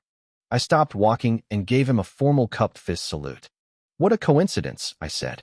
I'm a survivor of the Annan disaster, too. I didn't say anything more. I just started walking. Hong Wei froze for a second, clearly surprised by my revelation. Then, that warm, breeze-like smile returned to his face. He caught up quickly, walking side by side with me. As we walked, he started explaining what made this Geomaster exam so special. The exam is split into 2 parts, he said. The civil test and the martial test. It happens once every 3 years, but the content changes every single time. I stopped in my tracks. Wait, every 3 years? My sudden question caught him off guard. He looked at me like I was an alien. Yes, didn't you know? I honestly didn't. My grandfather had passed away at the end of August. By early September, I was rushing toward Nanshan to take this exam. I never had the chance to ask Chui Yinhua about the specifics. I just knew there was an exam this autumn. I realized then that I needed to start being much more thorough with my planning. I shook my head awkwardly. I didn't. Tell me more about the civil test first. Well, Hong Wei began. It's not like the basic knowledge tests they give at the Hall of Serenity. The Geomaster Civil Test covers everything from the geography of the entire Hong Empire to astrology, astronomy, and climate patterns. You have to know the soil types, mineral deposits, and hydrology of every region from south to north. He kept talking, listing subject after subject. It sounded exactly like the earth sciences I had studied in my previous life. Back then, I was a bit of a delinquent and skipped school constantly. But my geography teacher had been special. She took an interest in me And because of her, geography was the one subject where I could actually crush the top-tier students. But those memories were from another world. This world, the Ichin realm, was massive, far larger than Earth. The Han Empire was the hegemon of the western regions, and its territory was vast. I knew Nanshan County had a subtropical monsoon climate, but I had no idea if the north followed the same rules. I knew nothing about the local geology or the waterways. Panic started to set in. I felt like I was going to fail before I even started. Then, I remembered the recommendation letter from Miss Ingwen in my pocket. Surely that would help me bypass a simple written test. Still, I made a mental note to study up on the Empire's basics as soon as possible. And what about the martial test? I asked. Hong Wei's eyes drifted to the short sword hanging at my waist. He went quiet for a moment, then smiled again. The martial test wasn't always a requirement. About 100 years ago, the Empire formed the Northern Expedition Army to face the Wu Kingdom at the border. With some help from our predecessors, we opened a sea route and landed in the heart of Northern Wu. That's when the Geomaster Hall established the martial test. The Northern Wu? I asked, curious. The Empire has been around for 1,000 years. Even with help, we haven't conquered them yet. Hong Wei nodded. The Northern Wu is where the great demon sects live. Our empire has an agreement with the Jade Balance Peak at the center of the continent to stay away from the 9 Dragon Mountains. But the 12 kingdoms to the east and the Northern Wu have always been the targets for unification. Geomasters can map the veins of the earth, predict the weather, and observe the stars. We are vital strategic assets for the army. Naturally, that makes us the primary targets for assassination. He sighed. The casualties were too high. The Hall started the martial test to make sure every Geomaster has enough combat skill to stay alive. So, a Geomaster is basically just another type of soldier, I muttered. In a way, yes, Hong Wei replied. A certified Geomaster holds the rank of a centurion. Most new graduates join a legion because it offers the fastest path to resources and promotion. But it's not forced. Some choose to be wanderers instead. He pointed toward a large building ahead. The front gate of the Geomaster Hall was finally in sight. It looked like any other government office, except for the 3 large, bold characters carved above the door. The problem is the martial test is unpredictable, Hong Wei said, sounding worried. There's no standard. It changes every time. If it's not a real military trial, they probably won't make it impossible, I said, looking back at him. Why are you so nervous? I might be at the 10th stage of Qi gathering, he said, holding out his hands helplessly. But I don't actually know how to fight. I looked him over again. His steps were steady enough now that his drug cravings had passed, but they weren't the steps of a fighter. He was breathing in a controlled rhythm, but it felt forced, not like a reflex. His hands were smooth. No calluses. He hadn't spent years punching sandbags or gripping a sword hilt. The 10th stage of Qi gathering is the baseline for any young person who puts in a bit of effort. It's the entry requirement for the exam. But the gap between a 10th stage failure and a 10th stage genius is a canyon.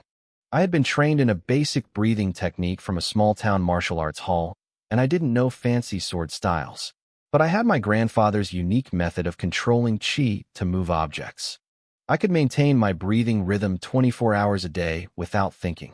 Even without using the black energy from the bead, I knew I was stronger than most people at my level.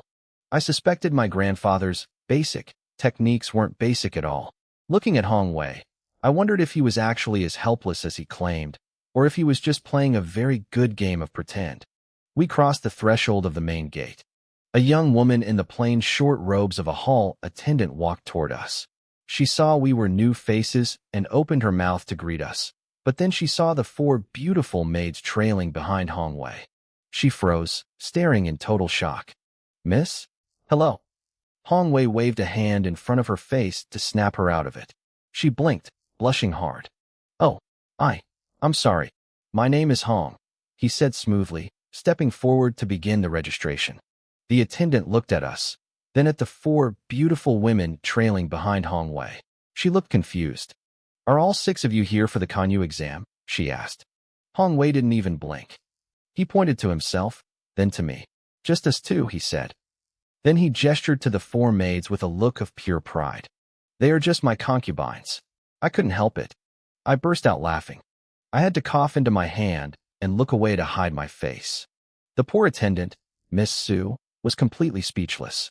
She stood there for a long moment, trying to process why a candidate would bring a harem to a professional exam. Eventually, she cleared her throat and regained her professional smile. She told us the registration period was ending in 2 days, so the hall was mostly empty. The presiding elder was in the inner room for interviews. If you have recommendation letters, give them to the elder directly, she added, her eyes darting between us. Hongwei looked at me. I'll go first, he suggested. Wait for me here, and then we can head to my family's inn for the night. I nodded and took a seat at a nearby table. I watched as Hongwei disappeared into the inner hall, his 4 maids standing guard outside the door like statues. Inside the room, Hongwei didn't act like a stranger. He walked right up to the old man sitting at the center desk, an elder with salt and pepper hair and a sharp, energetic gaze. A young scribe sat next to him, brush ready. Hongwei bowed low. 3rd son of the Hong family, Hongwei greets second uncle. He pulled a letter from his sleeve and slid it across the desk. The elder glared at him and waved the scribe away, telling him to stop recording. He didn't even look at the letter. He just tossed it aside. So, you finally wised up? The elder asked. 3 years ago, I was too arrogant, Hongwei admitted, his voice quiet. I understand now.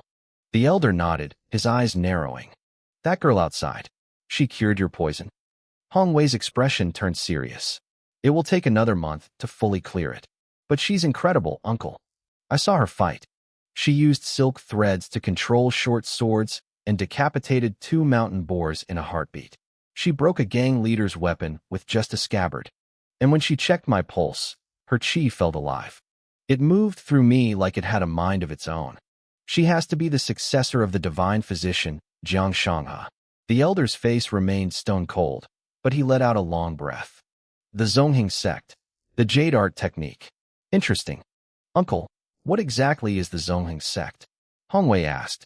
The elder looked up at the ceiling, his expression turning grimmer than I had ever seen. He was a grandmaster at the peak of the 100 refinement realm. In the world of mortals, he was a god. But right now, he looked afraid. You can look into the girl, the elder warned. But never, ever look into that sect. The dynasties rule the earth, but the sects rule the heavens. We are mortals, Hongwei. We don't meddle in the affairs of the sky. Hongwei went pale. He had never seen his uncle this shaken. The elder suddenly waved his hand, his serious mood vanishing as quickly as it came. Anyway, the martial test tomorrow is being run by the Dragon Army from Jianan Pass. I can't help you there. You're on your own. But uncle, I don't know martial arts. Hongwei cried out, stepping forward to argue. Then figure it out, the elder snapped. Before Hongwei could say another word, the elder released a burst of chi. The force literally lifted Hongwei off the ground and threw him out of the room. The door slammed shut behind him, and the elder's voice echoed through the wood. Send the girl in. Hongwei stumbled into the main hall, looking completely disheveled. His maids rushed to help him, calling out his name in panic. He straightened his robes, looking embarrassed, and gave me a weak nod. The elder is ready for you, he said. I didn't think he had passed because of talent. It was obvious he had connections. I walked toward the door, feeling a bit annoyed. Must be nice to be a rich heir. I only had my skills and a single letter. I just hoped Miss Chui's name carried enough weight to get me through. I knocked softly. Come in, a voice called. I pushed the door open and stepped inside. The moment I saw the old man, I felt a weight in the air. He was powerful. Probably the strongest person I had met since coming to this world. But I didn't tremble. After dealing with vengeful ghosts and that terrifying priest, a powerful old man didn't seem so scary. Jiang Yi, from Nanwater County, greets the elder, I said, bowing respectfully. The elder signaled for the scribe to put down his brush again. The scribe looked at me, then at the elder, and sighed. He probably thought I was another nephew getting a free pass. I reached into my robe and pulled out the letter Chui Yingyue had given me. I placed it on the desk and stepped back. The elder looked at the envelope. He seemed surprised I had one of my own. He opened it, and his eyebrows shot up. There were 2 bright red seals on the paper, the official mark of a Kanyu master and the private seal of the Chui family. He began to read, his eyes moving quickly as he scanned the reasons why I was being recommended. The old man's eyes snapped open. The squinting, bored look vanished, replaced by pure shock. He stared at the paper, then back at me, his expression softening into a look of genuine admiration. "Hong Wei told me you were special," he said, stroking his beard. "She said you were worth befriending. I was actually worried that because of your age, you'd be eaten alive during the literary exam. I was planning to pull a few strings for you." He chuckled, carefully folding the letter. "I never expected you to be holding a recommendation from that girl, Cui Yinghua."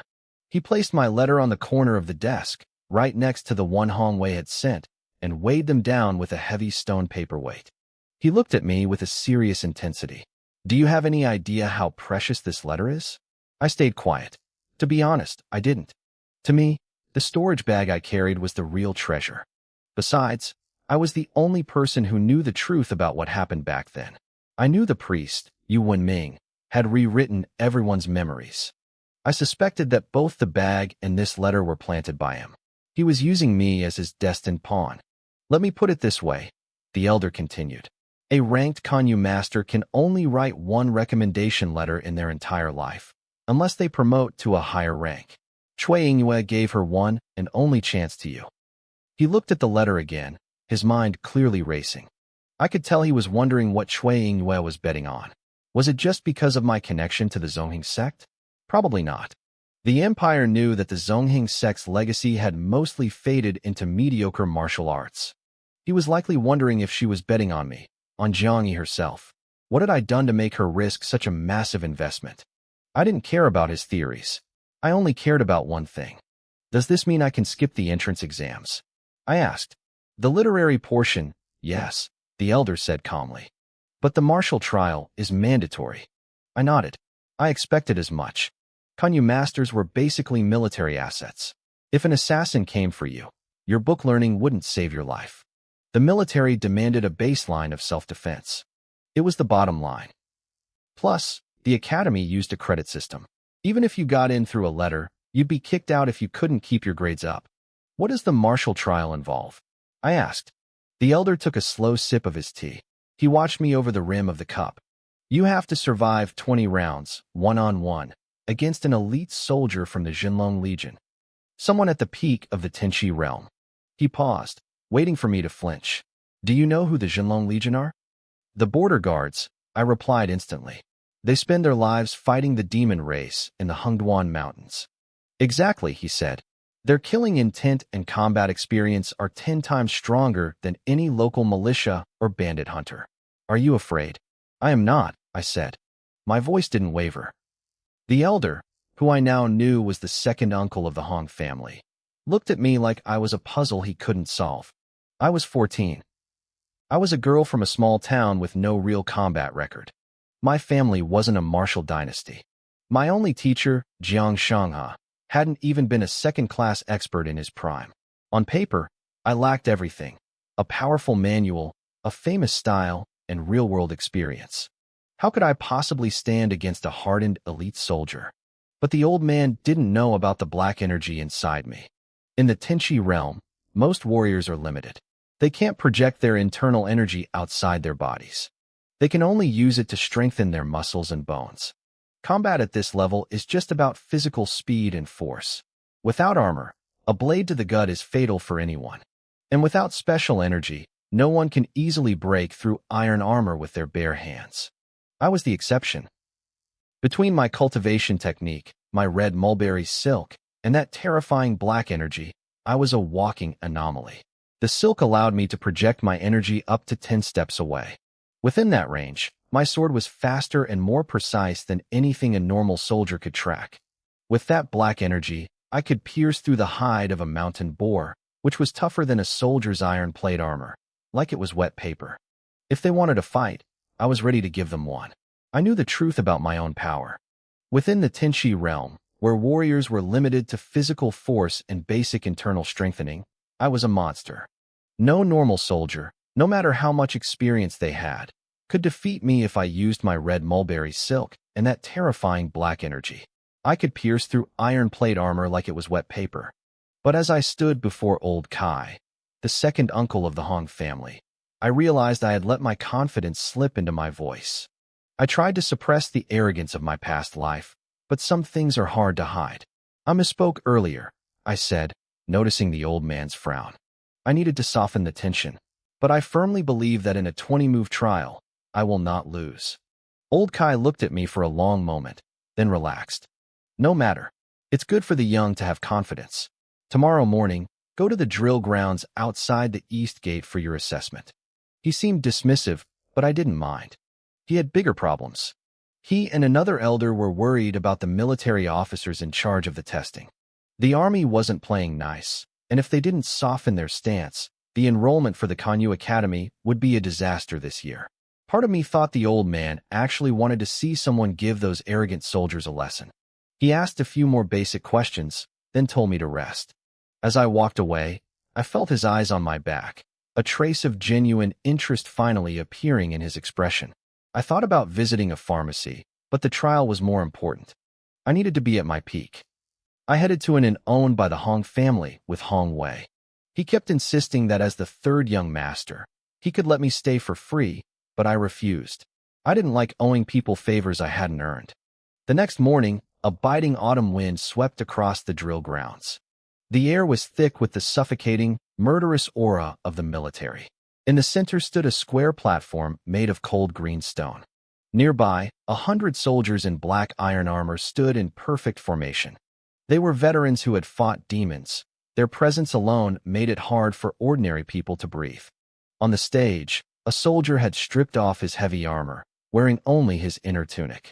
He held a blunt training saber and was mocking a young man in leather gear. The young man was a mess, gasping for air and holding a spear with trembling hands. "Only 8 moves, and you're already done?" The soldier shouted, his voice full of scorn. "Are all you Kanyu candidates trash?" With a casual flick of his blade, the soldier sent the young man flying off the stage. I looked up at the high observation deck. 5 seats were set out, 4 of them occupied by powerful experts. Old Kai was there, sitting next to a middle-aged man with a goatee who wore the same Kanyu elder robes. In the center was an empty seat, likely reserved for the county governor. To the right sat a general in black armor and a young man in his early 20s wearing expensive, intricate mountain pattern mail. Centurion Sheen, the goateed elder snapped, his face pale with anger. "This assessment has been going on for 2 days, and you haven't let a single one of our candidates pass. Isn't this too much?" The young man in the fancy armor, Sheen, didn't even look at him. He was a genius who had reached the 100 refinement realm at 20, one of the youngest centurions in the Dragon Army. The first 3 days saw 50 people pass. Anyone who waited until the last 2 days to show their faces is a coward or a failure. The Great Hong Empire doesn't need trash. The elder tried to argue about the long mountain roads and travel times, but Sheen cut him off with a wave of his hand. "If they have business, let them come back in 3 years. Why waste the commander's time with this farce?" Old Kai grabbed the other elder's arm before the argument turned into a fight. "Forget it, Lao Zhang," Old Kai said calmly. "Maybe there will be a surprise later." Down below, I watched the trials one after another. My face grew dark. It wasn't just a strict test. The soldiers were intentionally humiliating every candidate. Most were beaten down between the 8th and 12th moves. It was clear the army wanted to assert dominance over the Kanyu Academy. If I wanted to get in, I would have to deal with these thugs. The rules didn't say anything about not killing the examiner, and if I was pushed, I wasn't planning on holding back. "Hong Wei," the proctor called out. Hong Wei looked at me and grinned, his previous frustration vanishing. "I was born with divine strength," he whispered. "It's time to teach these guys a lesson." He marched up the stone steps onto the stage. With a flick of his wrist, he pulled a pair of heavy, metallic gauntlets and bracers from his storage bag. The fight was about to get serious. Hong Wei carefully wrapped his knuckles, protecting his joints for the fight ahead. It looked like he was planning to go in with his bare hands. The crowd was confused. In the world of martial arts, everyone knew that a longer weapon gave you the advantage. Besides, Hong Wei's cultivation was clearly lower than these soldiers, who were almost all at the peak of the stone-rising realm. Bringing short bracers to a long-range fight seemed like a suicide mission. As Hong Wei finished tightening his gear, a middle-aged veteran stepped onto the stage. He carried a heavy steel blade without a sharpened edge and wore no armor. His face held the same look of pure contempt I'd seen on the other soldiers. He looked at us like we were insects. "So, you're the third young master of the Hong family?" the soldier said, resting the back of his blade carelessly on his shoulder. His voice was dripping with mockery. "Blades don't have eyes. If I end up hurting you, I hope you'll forgive me." "Please," Hong Wei replied. He only gave one word. He wasn't interested in chatting with these arrogant thugs. Usually, no one dared to speak to a son of the Hong family like that. He dropped into a stance that looked incredibly basic, almost amateur. It was the kind of posture a beginner would take on their first day of training. The soldier didn't care. With his centurion backing him up, he wasn't going to pass up a chance to beat down a rich brat. He lunged forward, charging across the stage. He tucked his steel blade to his side, leading with his left hand in a classic hidden blade maneuver. He was trying to use Hong Wei's lack of experience against him, masking the moment he would strike to seize the initiative. But Hong Wei was faster than he looked. He ducked low and moved toward the soldier's left side, closing the gap to ruin the angle of the blade. The soldier's brow furrowed. He had to adjust his footwork mid-stride. When they were only 3 paces apart, he swung the blade hard toward Hong Wei's neck. Because of the awkward angle, the strike had to travel further than intended. Hong Wei caught the blow squarely on his left bracer. Clang! Before the soldier could reset, Hong Wei lunged inward and threw a heavy right hook straight at the man's face. The soldier panicked and pulled back his left hand, flooding it with internal energy to deflect the punch. He expected to brush the fist aside. Instead, Hong Wei's punch hit like a falling boulder. The sheer force sent the soldier staggering back 7 or 8 steps. Hong Wei was knocked back the same distance, shaking his left hand in pain from the impact of the blade. The crowd erupted. I couldn't help but grin. "Hong Wei, and you said you didn't know martial arts?" The soldier stared at his hands, his face pale with disbelief. "How is this possible?" he muttered. He was at the peak of the Stone Rising realm and a veteran of the Demon Wars. He should have crushed a green kid who had never seen a real battlefield. "Huh, I was born with divine strength," Hong Wei shouted, a grin spreading across his face. Again. He dropped back into his stance and actually went on the offensive. The soldier's expression soured. He gripped his blade with both hands now, trying to increase his power and speed. He didn't want to get into another test of raw strength. But he didn't realize just how shameless Hong Wei could be. Hong Wei didn't even try to dodge. He took the steel blade strike directly with his body. The blade shredded his outer white robe, revealing a shimmering layer of gold thread soft armor underneath. While the soldier was reeling from the shock of hitting armor, Hong Wei buried a fist deep into the man's chest. The soldier looked like he wanted to cry. This pampered young master was cheating. That gold thread armor was so tough that even a sharpened blade couldn't bite through it, let alone a blunt practice sword. And the kid really did have the strength of a monster. His punches felt like being hit by a beast king. Without his own armor, the soldier couldn't tank many more hits. It was a total blowout. Using his shameless tactics, Hong Wei forced the veteran through 20 moves before the soldier finally gave up and left the stage. Hong Wei was officially the first person to pass the martial trial that day. "Divine strength," Gao Junwei remarked, his eyes brightening. He turned to the elder of the Hong family. "Second Master Hong, your family has produced quite a talent." "You flatter him, Lord Gao," the elder replied, though a small smile finally broke through his icy exterior. "Unfortunately, his talent is limited. He's over 20 and hasn't even touched the threshold of the Qi Si. The 100 refinement realm is likely beyond him. I heard the third master spent his youth on wine and women, wasting his future." Qin, the centurion, said coldly. He didn't seem bothered by his soldier's loss. But looking at him now, he doesn't seem as bad as the rumors suggest. The elder didn't bite. He didn't like Qin's arrogance, but since his nephew had passed, there was no need to argue. He was more interested in seeing what I would do. Soon, it was my turn. I stepped onto the stage, my light green sleeves fluttering in the cold autumn wind.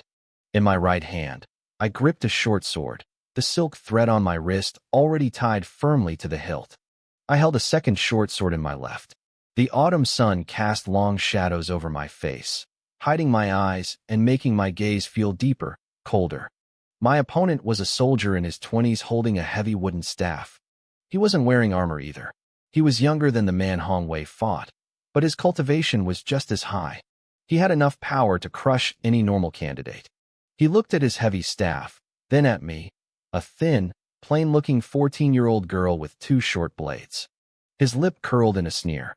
"Little girl, that tiny body of yours won't last 2 hits against my staff. Don't blame me if I hit you so hard you can't have kids later." Ha ha ha.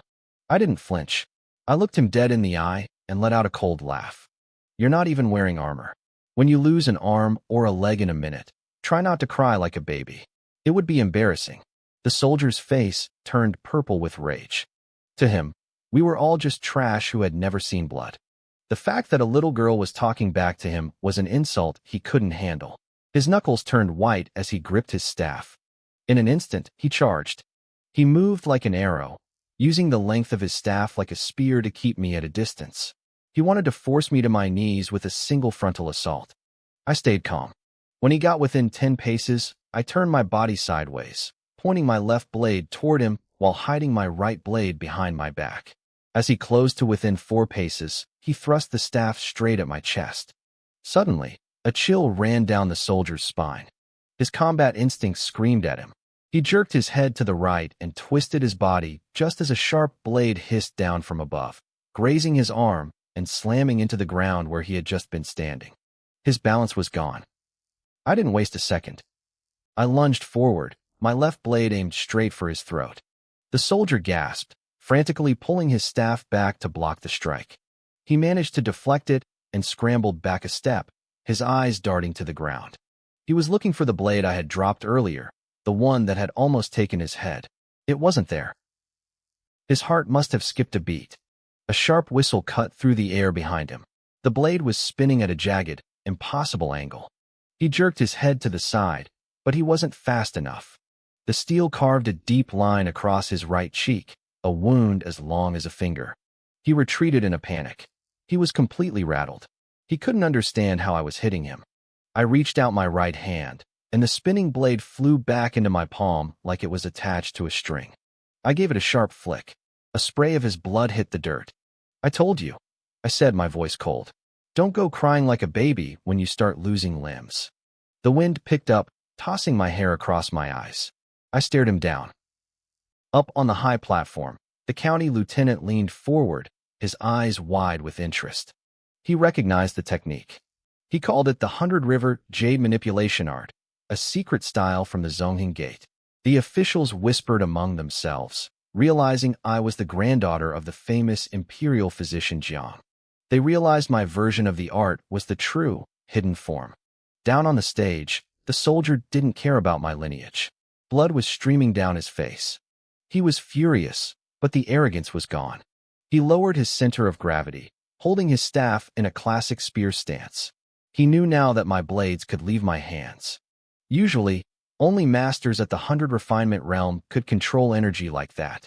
He figured I was using some kind of trick, but it didn't matter. He just had to stay out of my blind spots. He advanced slowly.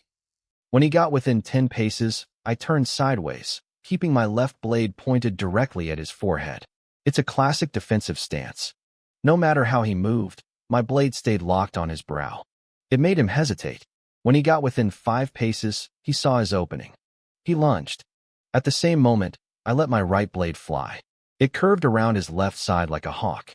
He was ready this time. He swung his staff, knocking the flying blade out of the air with a loud clang.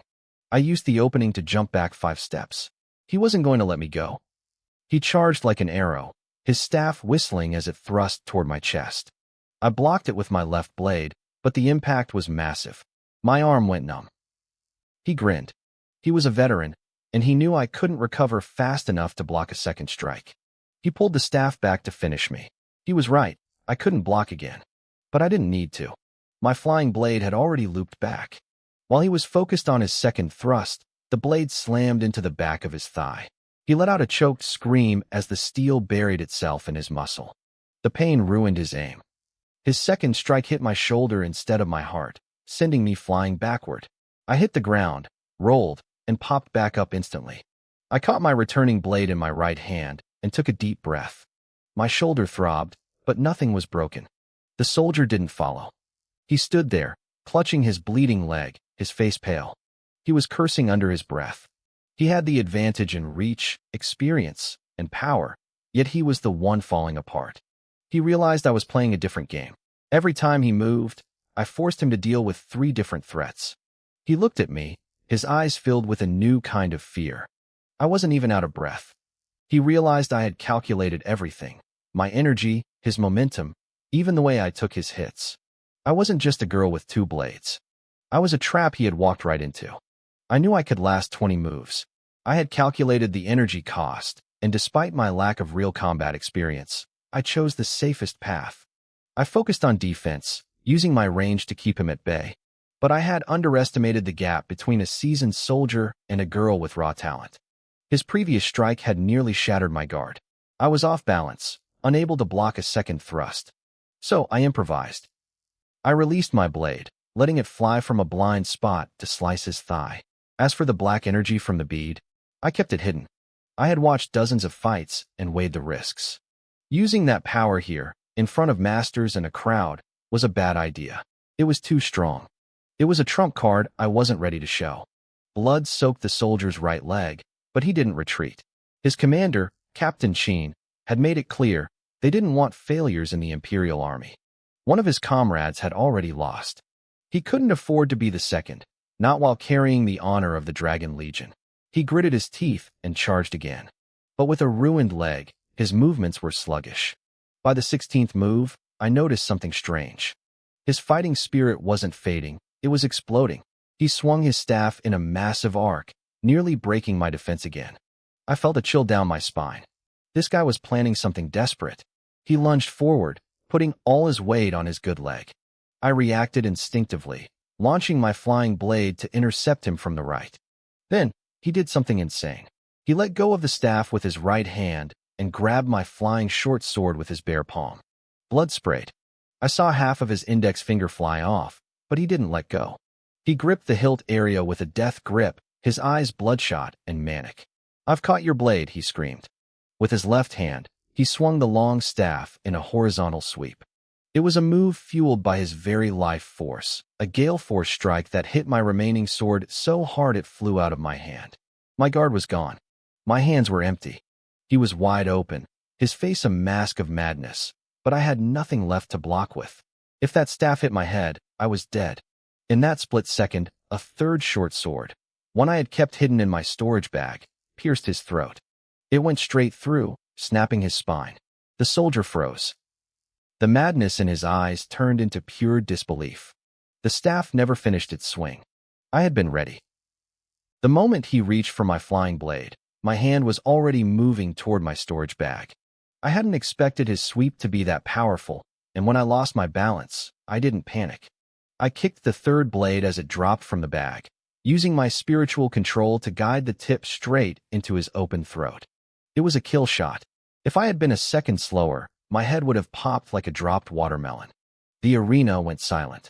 I stood there, waiting for my breathing to slow down. The soldier's body lay twitching at my feet. I looked up at the high platform. Captain Sheen, dressed in his golden mountain pattern armor, was standing. His fists were clenched so tight his knuckles were white and creaking. He didn't look angry, but the sheer pressure of his energy told a different story. He stared at me, cold and silent. "Captain Sheen, accidents happen in the ring," Old Man Hong said quickly, trying to diffuse the tension. "We agreed that lives might be lost." I didn't care about the captain's gaze. I walked over to the corpse, reached down, and yanked my sword out of his throat. I gave the blade a sharp flick to clear the blood before sliding it back into my bag. That was the breaking point. The dozens of soldiers standing nearby let out a collective roar. "Kill! Kill! Kill!" The sound was like thunder. Their combined killing intent rolled toward me like a tidal wave. The other candidates in the crowd turned pale, stumbling back in terror from the sheer weight of the malice. I just looked at them. Then, I walked over to pick up my other fallen blades as if nothing had happened. I even let out a small, mocking smile. "What courage," Elder Zhang whispered, his eyes wide. "To face the killing intent of soldiers who fight demons every day and not even blink. This girl is something else." They were all shocked. Hong, the guards, even the arrogant Captain Qin. They couldn't understand how a 14-year-old girl could stay so calm. To me, their killing intent was a joke. I had stood before a vengeful ghost that felt like a god, a creature that could decide life and death with a thought. Back then, I had been paralyzed by fear. If Priest You hadn't protected my mind, I would have been a vegetable. Compared to that nightmare, the anger of a few dozen mortals was nothing. Unless they had a 1,000-man formation, they couldn't touch my soul. But in their eyes, I wasn't just a girl anymore. I was a monster with the instincts of a natural-born killer. People were starting to wonder if I was some genius disciple from a hidden immortal sect out on a trial. The tension in the arena was thick enough to cut with a knife. "All right, that's enough," Gao Junwei said, stepping forward to break the silence. He looked at the young, prideful captain. "Tianyang, this is a martial arts arena. Blades have no eyes. Back in the day, when your father, General Qin Tiansheng, and I were young, didn't he accidentally take a life during a duel at Jianan Pass? Once you step onto the stage, you leave your fate to the heavens." Captain Qin Tianyang's knuckles turned white as he squeezed his fists. Slowly, he let out a breath, and the surging energy around him faded. He gave a stiff bow to Gao Junwei and walked back to his seat without a word. Seeing their leader sit, the dozens of Jinlong soldiers stopped their shouting. They pulled back their killing intent and returned to their positions, standing like statues around the stage once more. I bowed toward the high platform in thanks. Since everyone had accepted that this was a matter of life and death, I wasn't going to back down, but I also didn't want to make things worse. My goal was to enter the Kanyu Hall. There was no need to cause extra trouble. I stepped off the stage and walked back into the crowd of candidates. For soldiers stepped out, carried away their comrade's body, and gave the stage a quick wash. But as I walked, I felt every eye on me. To them, I was just a thin 14-year-old girl in a pale green dress with an average face. But in their hearts, they only had one word for me: terrifying. Hong Wei had known I was strong, but this fight, lasting barely 20 moves, had blown his mind. Even when I was at a disadvantage in strength and experience, I had killed my opponent with total composure. What shocked him most was the hidden blade. He knew I had a second one from the night I treated his wounds, but he never dreamed I was hiding a third. The rest of the assessment was a nightmare for the remaining candidates. The soldiers didn't mock or sneer anymore. They were silent. They were focused. And they were ruthless. Hardly anyone lasted 10 moves against them. By noon, the trials were over. In the end, only Hong Wei and I passed. The others had to leave in shame, forced to wait another 3 years for another shot. Qin Tianyang led his soldiers out of the training grounds without saying a single word. Before he left, he gave me one last, freezing look. Old Man Hong and Elder Zhang said their goodbyes to Gao Junwei, and led Hong Wei and me toward the Kanyu Hall in the city. "You two really caused a scene," Old Man Hong said. He didn't sound angry. He actually sounded a bit amused. "Once we're back at the hall, you'll be fine. But old Zhang and I have to deal with that Qin kid's sour face tomorrow. At this rate, we won't be able to enroll a single person tomorrow." "Don't talk nonsense, old Hong," Elder Zhang grumbled. "That Qin kid is backed by the general of Jianan Pass. He already looks down on us Kanyu masters, thinking we're good for strategy but useless at scouting. He thinks we're the reason the demon tribes in the mountains keep getting the jump on them. He came here to bully us. Even if the girl and your nephew hadn't done anything, he wasn't planning on letting anyone pass." Hong Wei looked worried. "Uncle Elder Zhang, I killed one of his men. Will he come after me? People like him don't usually let their pride get trampled on without seeking revenge." "Yes, absolutely. Without a doubt," both elders said at the same time. I blinked, a bit surprised by their bluntness. I scratched my head. "So what should I do?" Old Man Hong laughed and patted my shoulder. "Don't worry. You're a disciple of Kanyu Hall now. As long as you're here, that Qin kid won't dare touch you. Once you become an official Kanyu master, the worst he can do is block you from joining the military. Your promotions will just depend on your own hard work." I didn't care about that at all. To be honest, I preferred it that way. The Great Han Empire was a military state, but its laws were strict. A captain couldn't just abandon his post at the border to hunt down a girl for a personal grudge. What I wanted was the knowledge, the map-making, the surveying, the secrets of the land. With those skills, I could travel to the furthest corners of the world even if I wasn't the strongest. I didn't want to be trapped in a small corner of the world, dreaming of some immortal descending from the sky to take me as a disciple. If I didn't get tangled up with the military, I'd be even freer to leave when the time came. Soon, we arrived at the gates of the Kanyu Hall. I looked up at the wooden plaque hanging over the entrance. This was it, the first step in uncovering the secrets of my own body. 3 days passed in a flash. I was officially a disciple and moved into a small building near the academy. Out of all the testing days, about 60 people passed in total. I was surprised to hear that on the final day, even though the soldiers were brutal, 3 more people made it through. They were all at the late stages of the Tenshi realm, strong enough to close the gap with the soldiers. One of them was a beautiful young woman whose skills were so impressive people were already comparing her to the legendary Cui Yinla. I didn't pay much attention to the gossip. Kanyu Hall was a 3-year program, but there were no seniors or juniors. It was all based on credits. If you were good, you could graduate in a year. If you were mediocre, they kicked you out after 3. Since I had skipped the written exams thanks to my recommendation letter, I had a lot of catching up to do. For a long time, I was a ghost. I was either in the lecture hall, eating, sleeping, or buried in the library. The other students almost forgot I existed. In my past life, I was a high school dropout who drifted through life. Studying should have been torture. But something strange happened. Whenever I opened a book, I didn't have to try to memorize anything. It was as if the information was already there, buried in my mind, just waiting to be woken up. It wasn't a fluke. When I read about the history of the Great Han Empire or the geography of the Yuan continent, I still had to study hard. But the moment the text turned to the way of Kanyu, the secrets of the earth and its hidden paths, it was like a mist clearing from my eyes. I didn't just learn it. I remembered it. Was it the lingering will of this body's original owner? Or perhaps a fragment of a lost memory? My mind raced with the possibilities. If my guess was right, and I could somehow tap into the techniques this person once knew, I might actually have a shot at ascending to godhood.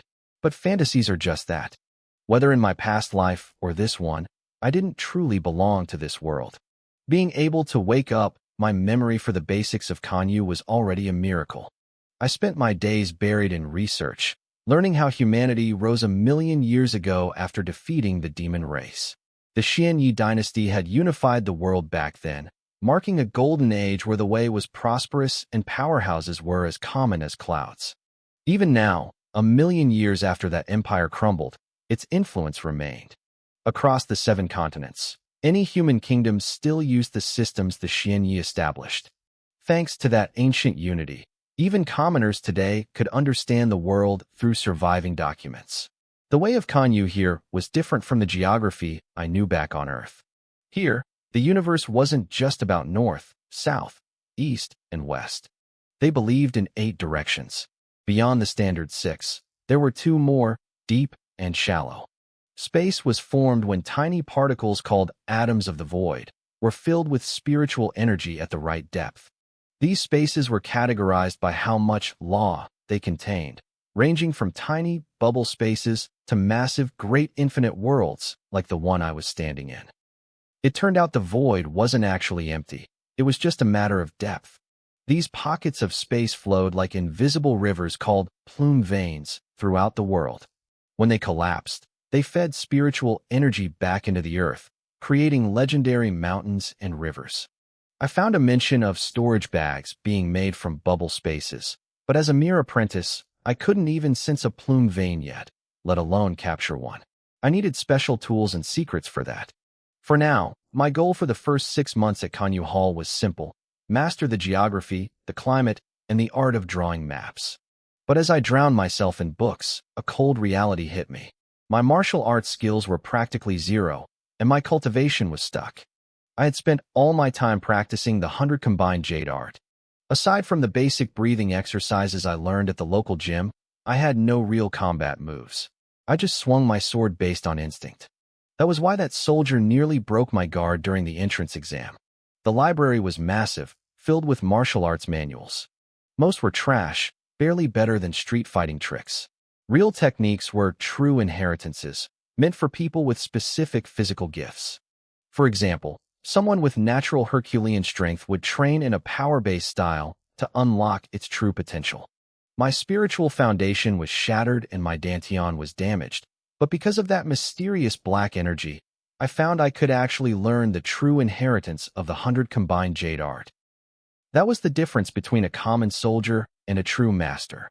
I spent an entire day scouring the shelves until I found a manual called the Vajra Demon Subduing Blade.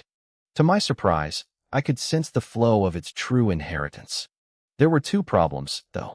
One, it was a blade technique, and I didn't use a blade. Two, it was a Buddhist defensive style. I wondered if the Buddha bead Yuan Ming gave me was starting to influence my soul. I didn't want a defensive style, I wanted speed. But I couldn't afford to be picky. I took the manual to the front desk.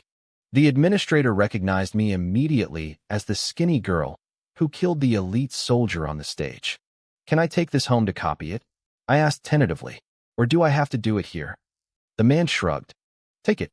This Buddhist style from the 5 Lotus Mountains is rarely studied. It's a defensive blade art, which is the opposite of what most blade users want. It's been sitting here for a century. Just bring it back within a month." I felt a bit awkward, like I had picked up a piece of junk thinking it was treasure.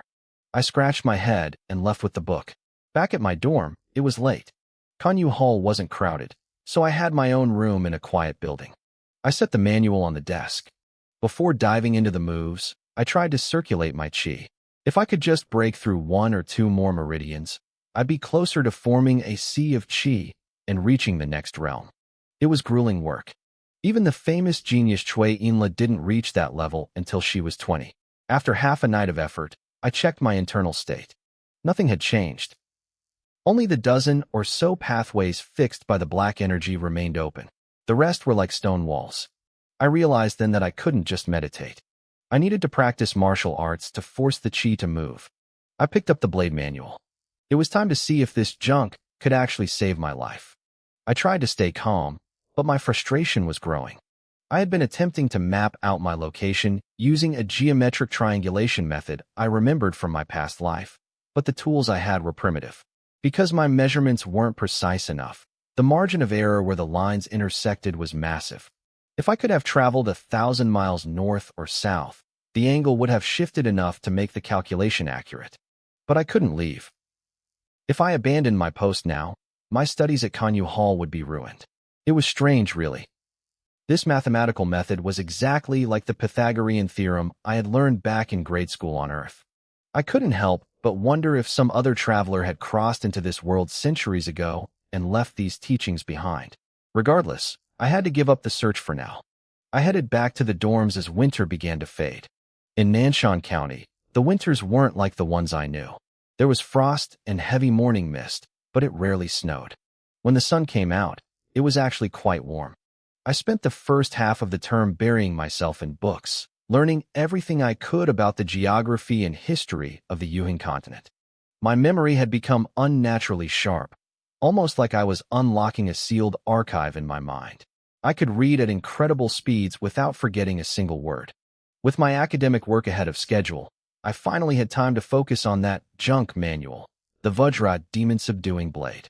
The style was split into 2 parts, the Vajra Wings and the Demon Subduing Circle. It wasn't about the literal Buddhist gods, but rather the symbolic power of the 5 great Vajras. I spent months practicing with my short blade, trying to grasp the essence of it. Maybe the manual was incomplete, or maybe I just didn't have a connection to the faith, but the Vajra Wings remained blurry and hard to define in my mind. The Demon Subduing Circle was more practical. It involved drawing circles with the blade to trap and repel evil energy. It was a strange style. Usually, a blade is a weapon of aggression and dominance, while a sword is elegant and light. This manual completely ignored the aggressive nature of the blade. Since I had always used my short sword more like a heavy knife anyway, I actually managed to stumble onto the threshold of the dense Vajra technique. I wasn't an expert, but I was getting there. Feeling confident, I headed to the main square of Kanyu Hall to find someone to spar with. When I arrived, the place was packed. A huge crowd was surging toward the center of the plaza, whispering and pointing. "Hey, what's going on?" I asked, grabbing the sleeve of a passing male student. He looked back at me, blinking at my short stature and thin frame. It's Hong Wei, he said, breathless. He insulted the genius Su Linglan, and now she's about to beat the life out of him. I froze. My mind immediately went to Hong Wei's track record. Knowing that stubborn, wealthy idiot, I had a very good guess as to what he had said. He probably asked her to dance for him. The crowd was too thick to see through, so I got creative. I tied a thin silk thread to my short blade, tossed it onto a nearby roof, and used my chi manipulation technique to pull myself up. I landed on the tiles, looking down at the scene below. Su Linglan stood in the center of the clearing. She was breathtaking, long black hair like a silk waterfall, eyes that sparkled like stars, and skin so pale it looked like it would melt if you touched it. She had this icy, untouchable aura mixed with a natural charm that made everyone stare in awe. Even though we all wore the same plain Kanyu Hall robes, she looked like a goddess among mortals. We had been in the same lectures before, but we never spoke. People considered us the two strongest fighters of this year's intake because of our performances during the entrance trials. But while everyone worshipped her for her beauty and power, I was usually ignored because I looked so plain. Miss Su, I am truly sorry, Hong Wei said, standing opposite her. He looked handsome and well-dressed, his previous drug habits seemingly cured, but he still had that arrogant, punchable look on his face. It was a slip of the tongue. I was overwhelmed by your beauty. Please, don't take it to heart. You've asked me to dance for you 3 times now, young Master Hong, Su Linglan replied, her voice cold enough to draw blood. You call that a slip of the tongue? She didn't wait for another excuse. She tucked her thumbs, flattened her palms, and dropped into a bagua palm stance. She was definitely going to thrash him. Up on the roof, I just shook my head. That idiot Hong Wei never learned. He had said the exact same thing to me back when he was high on those 5 mineral powders. If I hadn't known he was just a spoiled brat with no real malice, I might have actually given him a dance with my blade that would have ended his life. Down below, Hong Wei sighed, looking like he was the victim. Fine, he muttered. I guess I have to defend myself.